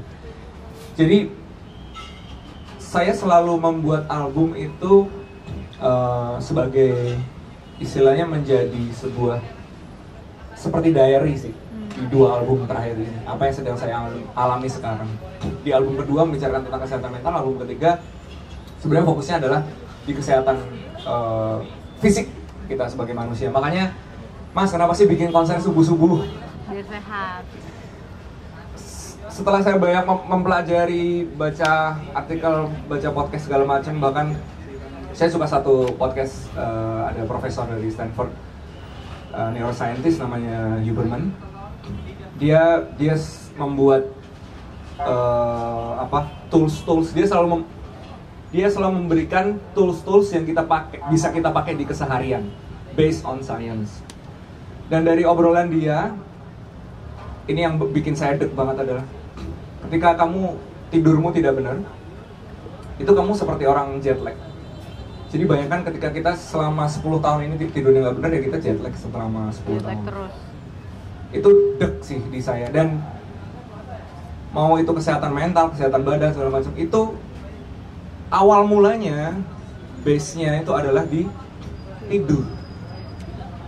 Jam tidur yang benar gitu. Walaupun memang tidak bisa 100% ya, ada yang dengan pekerjaan dan segala macam, tapi beliau memberikan tools untuk bisa memperbaiki itu. Itu makanya saya bikin konser subuh-subuh itu. Dan itu juga bagian dari diri saya yang pengen tumbuh sih sebenarnya. Saya pengen tumbuh dan saya pengen pendengar saya juga bisa tumbuh bersama saya. Bikin tribes itu tadi yang saya bilang bahwa kita marah sama kondisi negara ini, kenapa diacak-acak oleh orang-orang itu gitu. Tapi kamu sudah berbuat apa itu? Ya ini yang saya lakukan, ya saya berbuat untuk pendengar saya tadi, untuk orang-orang paling tidak lingkungan terdekat. Oh ya, saya mau berbagi ini sedikit sih. Ketika tadi membicarakan apa yang bisa kita bantukan terhadap masyarakat Indonesia. Saya tuh tinggal di komplek ya, di BSD. Ya komplek yang lumayan oke gitu ya. Istilahnya menengah ke atas lah gitu. Cuman hal yang sangat menyenangkan sekali terjadi di saat pandemi justru malah. Di saat pandemi ketika ada yang kesulitan, itu warga benar-benar bahu-membahu. Kita sudah tidak lagi mengandalkan pemerintah. Pemerintah mau gimana, itu benar-benar gerakan warga untuk warga. Dulu ada hashtagnya ya Mas ya? Iya. Itu benar-benar terjadi di kompleks saya. Warga Bantu warga itu benar-benar terjadi di kompleks saya gitu, ketika kesusahan ambulan, kesusahan oksigen, itu benar-benar warga saling membantu. Dan saya nggak tahu ya kalau di luar negeri gimana, tapi maksud saya ini di lingkungan yang di komplek tapi masih bisa tepos liro, kerukunannya masih bisa sangat bagus. Dan keputusan yang tepat ketika saya kemarin, oke, aku mau terlibat karena nggak pernah sempat terlibat di kegiatan masyarakat menjadi linmas, walaupun jadi satpam ya gitu. Tapi bisa tahu kondisinya di dalam itu, ternyata memang ini bukan orang-orang yang butuh gajinya, sama sekali enggak gitu. Maksudnya kelas menengah ke atas, tapi mereka tuh mau yang masuk, kalau kalian nonton berita itu emang beneran gitu, yang masuk rumah sakit itu banyak. Bahkan tetangga saya ada yang meninggal. Ada yang meninggal di kompleks saya, ada yang meninggal. Jadi demi apa? Demi demokrasi demi apa? Demi negara kita gitu. Orang-orang ini gitu. Dan itu yang membuat saya jadi, wah, sebenarnya nggak sendiri kita tuh. Yang merasakan kesadaran bahwa aku pengen, kok kita negara ini, aku pengen bikin sesuatu yang bagus, kita tuh nggak pernah sendiri. Cuman wadahnya aja yang mempertemukan yang belum ada gitu. Makanya saya berterima kasih sama orang-orang yang ada di depan sini, yang kalian semua yang sudah membuat ini terjadi. Semoga energinya ini, perputarannya bisa terus membesar gitu. Amin. Menyala abangku. Menyala abangku. Diulang. Diulang tadi apa? Jawabannya Mas dari pertama. silakan ketik SMS di bawah sini. Oh, bukan ya? Potensinya mulai itu. Mengingat waktu sudah beberapa menit lagi akan buka, masuk ke sesi terakhir. Sesi terakhir yaitu masuk ke ruang pencoblosan. Tanya jawab. Mungkin berapa pertanyaan dulu Mas Yus? 3 dulu ya. 3 dulu. Ya, Mbak yang jalan pakai baju pink. Mbak. Satu nih. Nggak tahu dia. Mas, pakai baju pink. Oh iya. Mas Agam ya? Dari tadi panggil-panggil mulu ya soalnya. Mas Ya Agam. ada 2. 2, satu lagi. 3, 4 nih. Kasih lah, Ya, kasih 4 lah. ya. Mas Agam dulu. Wah, loh, kok udah punya mic? Dia bawa emang Oh, iya, tadi. iya. Aku udah bilang, aku udah Bawa bilang. dari rumah. Saya merasa terpanggil tadi Mbak Gita sih menyebut saya. Iya lagi. Saya kayak ngaca lihat Anda ini. Enggak, emang Yang saya, kacamatai sih. iya, aku minta datang supaya bisa foto berempat nanti. Satu Sama lagi. Firza, sama Tius, jadi berempat. Jadi kalau inside out kan tadi yang marah, ini yang satunya antitesisnya marah. Yang sedih. Iya, yang sedih. Sadness. Enggak. Jadi mau nanya ini Langsung dipatahin. Enggak mas, udah mas, enggak. mau nanya. Jadi Ke siapa dulu? Silakan. semuanya boleh. Oke, nanti saya yang milih yang jawab ya. Oke. Terlalu banyak adendumnya ini. Jadi sebenarnya saya suka tadi filosofinya gitu ya, bahwa tenang dulu, sadar, pulih gitu ya, dan menyala itu memberikan berkat ke orang lain gitu. Cuma saya pengen nanya, karena banyak orang yang menurut saya enlightened, mereka memilih untuk tidak melekat, dan tidak melekatnya itu akhirnya tidak mau nih terjun-terjun yang kayak gini nih.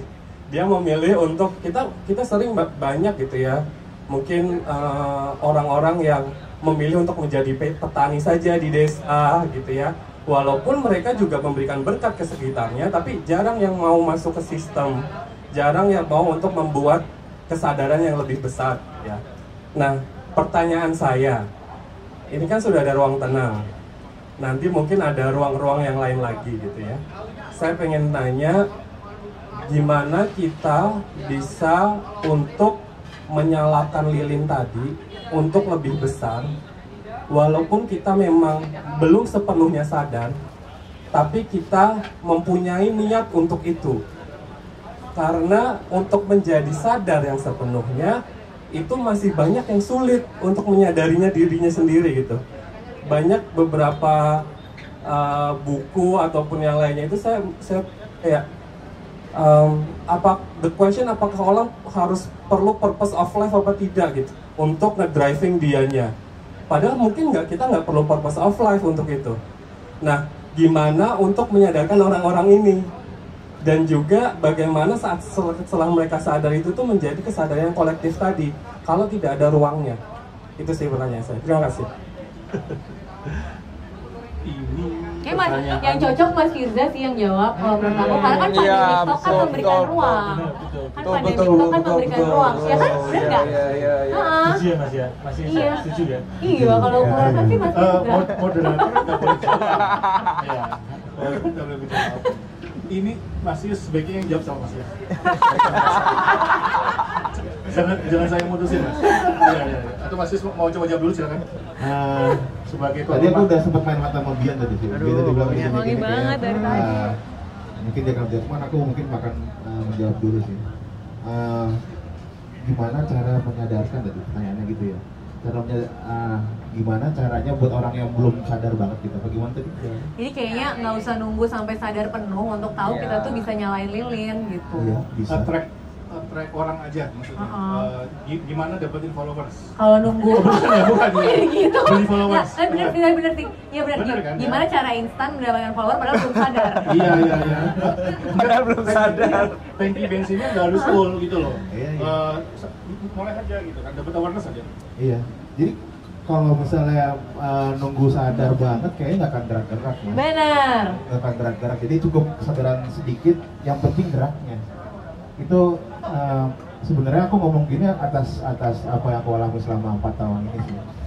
Jadi aku sebenarnya dari ketidaktahuan tahu dikit, cuman ketika tahu dikit tuh mau gerak sesuai ketahuannya itu. Pada hari ke harinya ada tahu dikit, oke, aku bergerak lagi. Bergeraknya itu benar-benar menurut perkembangan hariannya. Jadi jangan nunggu full dulu baru gerak, jangan, karena itu akan nggak maju-maju sih. Karena selalu ada halangan, selalu ada distraksi, selalu ada mikir dulu gitu ketika kita mau nunggu full, nanti bensin gua habis, nggak usah gerak deh, diem aja gitu, atau gua milih menyendiri aja deh gitu, gua menikmati ini aja deh, bensin gua penuh ini gitu. Kayaknya enggak, kayak mungkin ruang tenang ini adalah salah satu untuk itu. Ketidaktahuan itu kadang-kadang ya blessing juga gitu. Yang penting geraknya, apa yang kamu tahu saat itu. Iya. Gitu sih. Nah, ini aku mau menjawab nih. Sebenarnya aku juga punya giliran yang sama kayak Mas Agam. Jadi menurut saya ada banyak orang yang tercerahkan kan, Illuminati itulah. Gimana sih? Tapi tidak. Bohong, bercanda, nggak ada. Tapi nggak mau terlibat kan. Menurut saya, tapi ini cuma tesis saya pribadi ya. Karena ketika orang udah memutuskan menjadi seorang Gita Syahrani atau seorang Afu Tami ya, hidupnya udah buat sosial. Itu kayak tulisannya Mas Bian Mandala di Instagramnya. Orang yang dipinjam orang yang dipinjam oleh society. Ya. Ada moderator kita kemarin. Ya ampun, David Rianto. Siapa? David Rianto. Iya. Sorry Mas Firza. Jadi nggak kehidupan yang dijalani orang-orang yang pegang lilin besar itu atau obor itu kan udah nggak punya kehidupan pribadi lagi. Kalau saya mantengin IG story-nya Kak Gita tiap hari, ini orang nggak punya kok, sesungguhnya itu kan ini doang pansos. Sesungguhnya aku tidur terus. Mas Agam paham ya? Nggak semua orang dapat berkah seperti itu. Menurut saya ini jadi berkah dan atau kutukan. Saya pernah japri tahun lalu ke Kak Gita. Ini berkah atau kutukan gitu, dua-duanya. Bisa jadi. Iya. Kira-kira itu. Aku boleh namain nggak Mas? Oh silakan Mas. Kalau dari yang aku tangkap ya dari pendengar musikku gitu, mereka sebenarnya orang yang sadar, cuman belum ada wadahnya. Ya. Itu aja intinya. Sesederhana gini. Mereka peduli dengan lingkungan. Tapi yang mereka tahu hanya pakai tumbler sama jangan pakai sedotan dan tidak plastik. Habis itu apa? Mereka nggak tahu. Nah itu yang butuh edukasi. Yang paling dekat bisa mereka lakuin sehari-hari tanpa mereka perlu mengubah istilahnya daily life mereka, kehidupan mereka, gitu. Dan memang yang dari yang aku baca paling mudah untuk mengubah perilaku seseorang adalah mengubah identitasnya kan. Misalnya aku adalah seorang gym enthusiast gitu. Di Instagram berubah gitu, pasti kan tiap hari akan rasanya pengen nge-gym gitu, berubah identitasnya. Nah, orang-orang ini itu nggak mau sampai situ gitu. Kurasa teori ini sudah tidak relevan sekarang karena gini, orang ini tidak mau untuk jadi environmentalist. SJW. Iya. Nggak mau jadi bahasanya itulah. Tapi mereka mau peduli sama lingkungan. Benar. Mereka tahu bahwa kita countdown nih untuk menuju kiamat kecil nih gitu. Tapi apa yang bisa mereka lakukan? Itu aku sempat ngobrol sama Mbak Gita juga sih. Sepertinya butuh identitas baru deh. Jadi nggak sampai yang tidak menakutkan gitu. Iya, tidak menakutkan kayak apa sih bahasanya? Bukan SJW. Aktivis lingkungan yang lebih atas lagi. Aku juga bukan sih. Iya, karena mereka sudah takut duluan untuk tapi gue tuh nggak aktivis banget loh gitu. Ya, jadi bisa mungkin ya itu salah satu solusi untuk diberikan identitas baru yang ya di bawahnya itulah levelnya gitu. Tapi orang bisa tetap peduli dan wadahnya terutama tentu karena mereka belum tahu harus melakukan apa dan di mana. Kemarin waktu ya contohnya ya konser Urup itu aja gitu. Maksudnya kita bisa ada 2.000 orang datang gitu, maksudnya pagi kan berarti sebenarnya mereka punya kesadaran juga untuk bangun pagi gue pengen ngerasain kayak apa gitu. Ternyata pas mereka datang ke sana banyak banget komennya gitu, mereka seneng banget, happy. Bisa ya konser kayak gini gitu, dengerin suara jangkrik, terus ada pasar, mereka itu kan hal-hal yang akhirnya memantik mereka karena ada wadahnya, karena ada tempatnya, ada situasinya yang di set seperti itu. Jadi menurutku ya itu tugas kita bersama sih, tugas kita bersama untuk membangun ruang-ruang kecil gitu. Jadi identitasnya aku nambahinnya jadi benar semuanya loh. Tapi nanti terakhir Mas Aji gitu tuh biar adil. Enggak, tapi usulannya ya soal purpose ada pesanan. Jadi usulannya adalah kan tadi identitas. Mungkin kan tadi ini mengutip kata-katanya Mas Aji, kita kayaknya sering banget diingetin untuk mikir gitu. Jadi apa-apa tuh harus dipikirin sampai kita tuh gitu kerung gitu kan. Dan itu tuh sebetulnya bisa diurai dengan mungkin identitas barunya tuh ya udah kita cukup bijak aja dalam menentukan langkah, bijak aja, nggak harus selalu bener sih gitu. Tapi paling nggak kita sadar pada saat kita menentukan langkah itu kita sudah menggunakan pikiran kita. Jadi nomor satu mungkin bijak gitu. Apapun yang akhirnya diputuskan, identitasnya mungkin adalah jadilah orang bijak gitu. Terus yang kedua mungkin nggak bisa juga kan bijak kalau kita sebetulnya tidak sadar. Nah tadi bercandaan dikit nih waktu Mas Aji, tapi kita nggak dengerin kok Mas. Waktu kamu ngomong kan kayak iya sadar bahwa dia nggak sadar. Jadi dia harus sadar dulu apakah dia sedang sadar atau tidak sadar. Kan kesadaran yang paling dasar adalah gue lagi sadar atau lagi nggak sadar ya ini tuh gitu. Benar, apalagi jadi autopilot. Jadi paling tidak sadar dulu sebelum berpikir. Jadi mungkin identitas baru yang kita create adalah Sabi, sadar dan bijak. Sabi lah gitu. Masuk. Yes. Bisa. Gitu. Luar biasa. Mas Agam demikian. Mas Asyik mau nambahin? Waktu time kita aman. Di sini bukannya jam 7 Isya.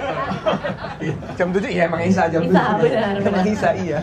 Kalau merespon ke pertanyaan tadi sorry. Dua kategori misalnya. Saya menangkapnya ada dua kategori.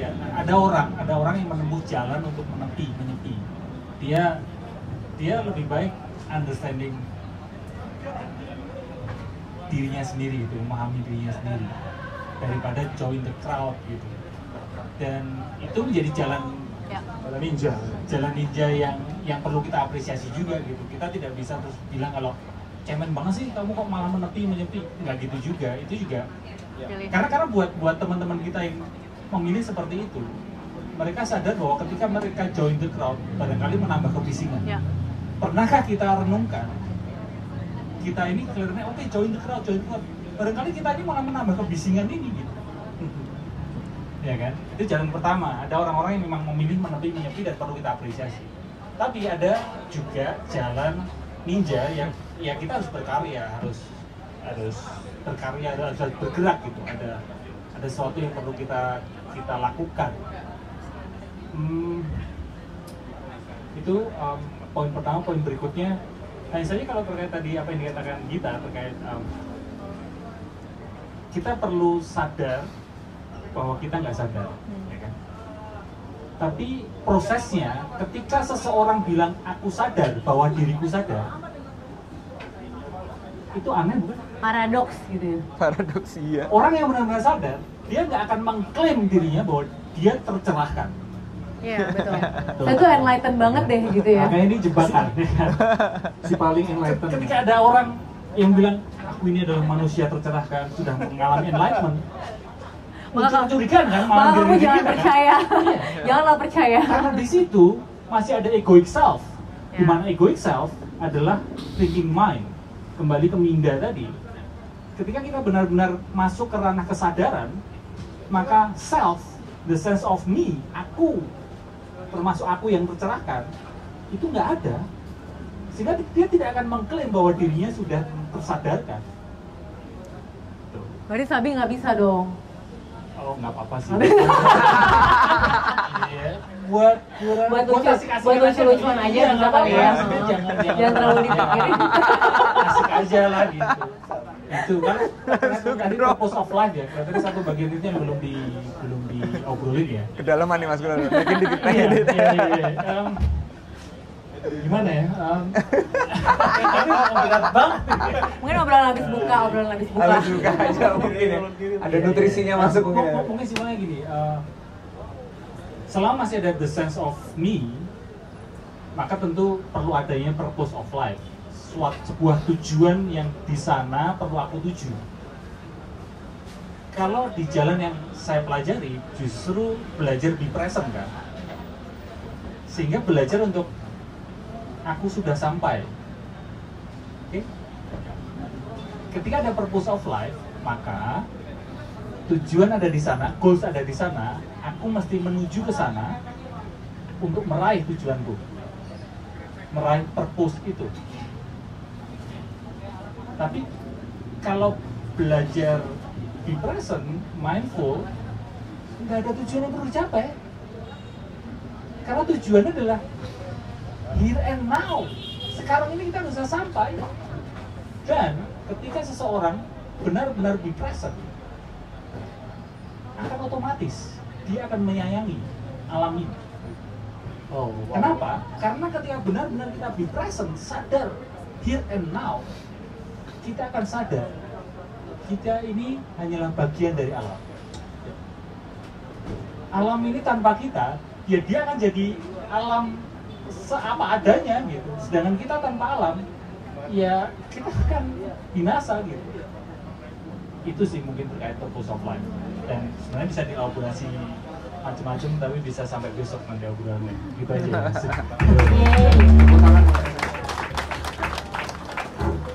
Yang kedua, Mbak ya.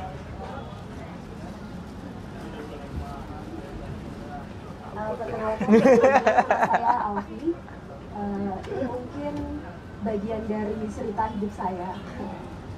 Jadi dulu itu saya sama sekali nggak bangga sama kampung halaman saya. Saya itu berasal dari salah satu kota kecil di Jawa Tengah.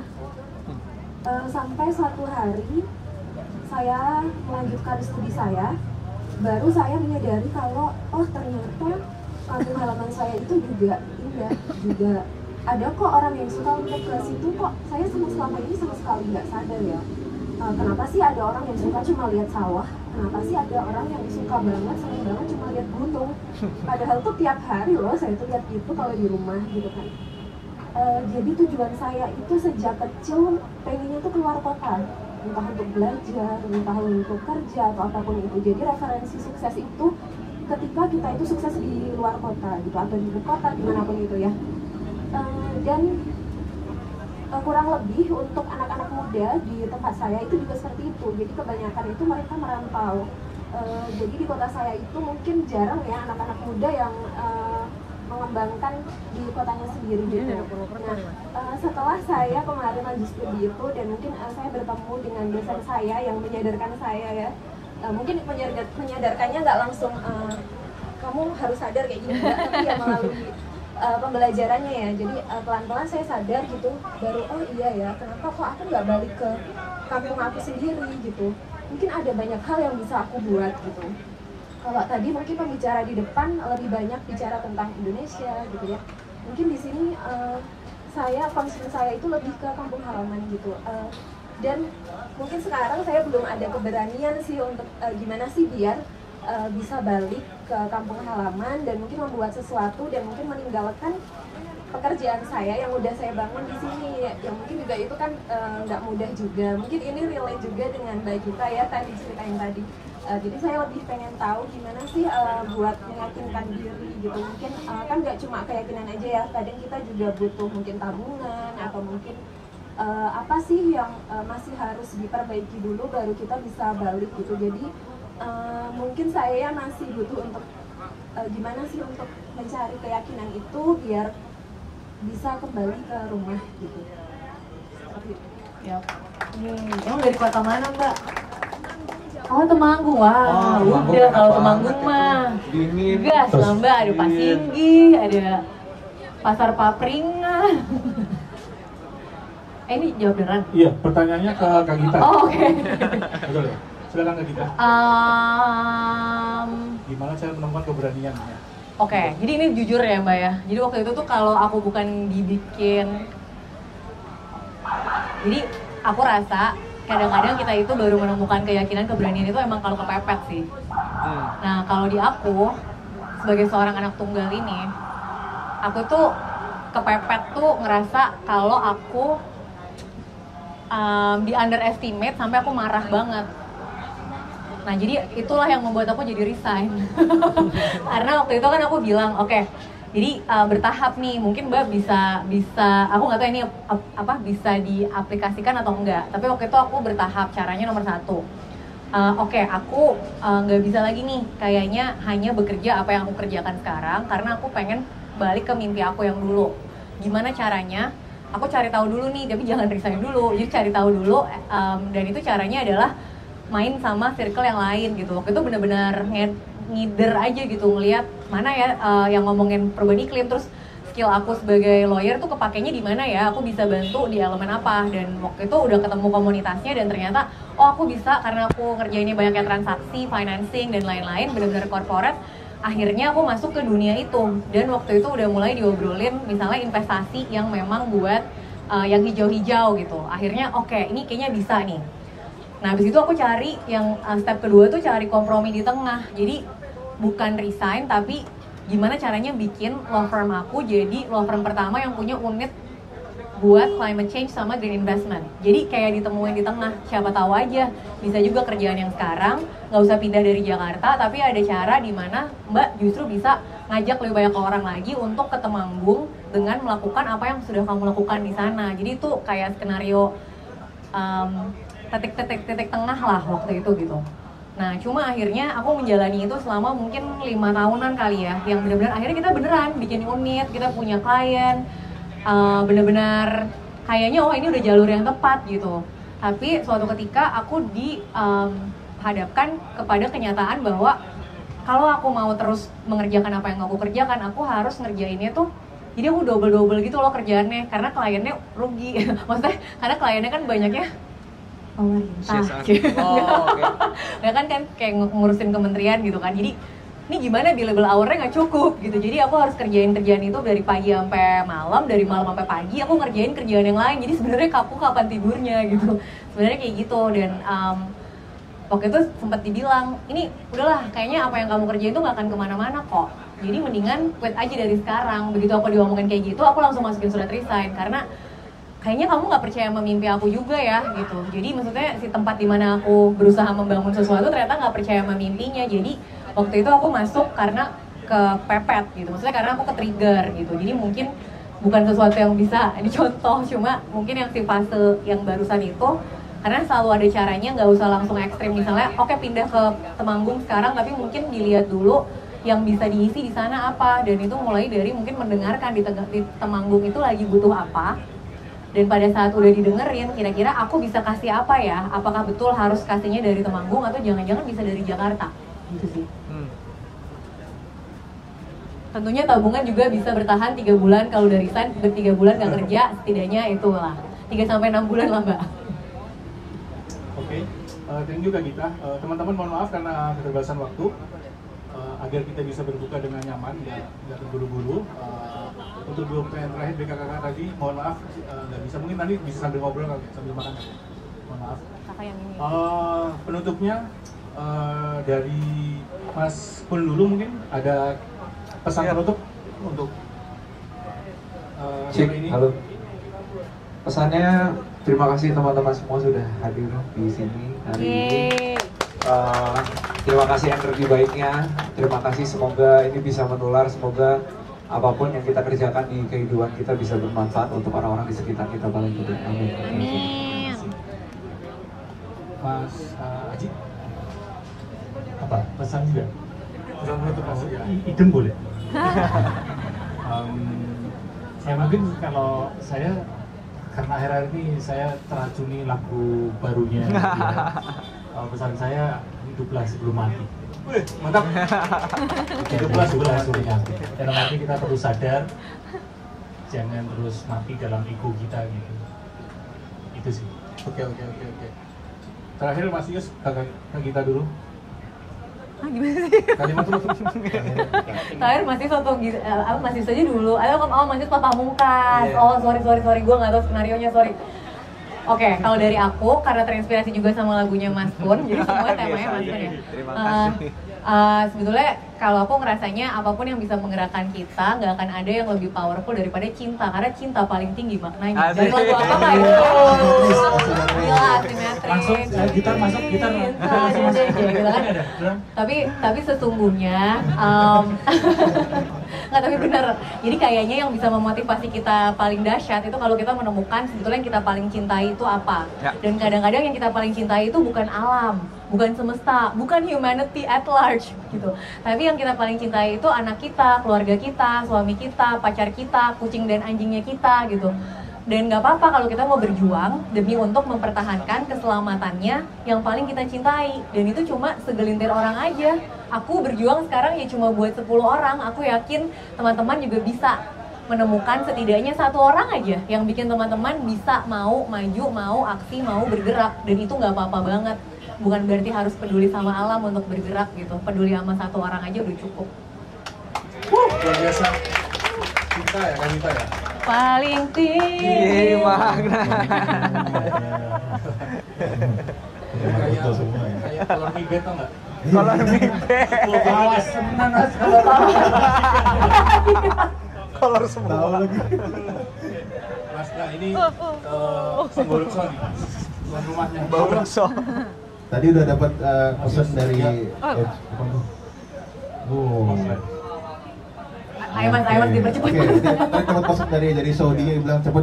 Oke, saya cuman bilang aja, mari kita sadar, mari kita menyala bareng-bareng. Sadar dan menyala.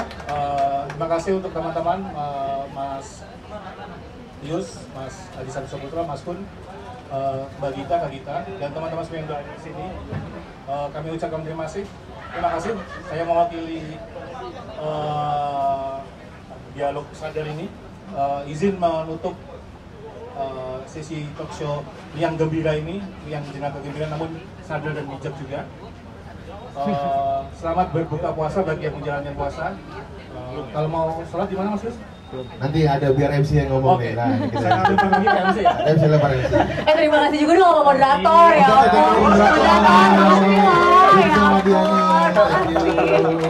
Mau foto-foto dulu?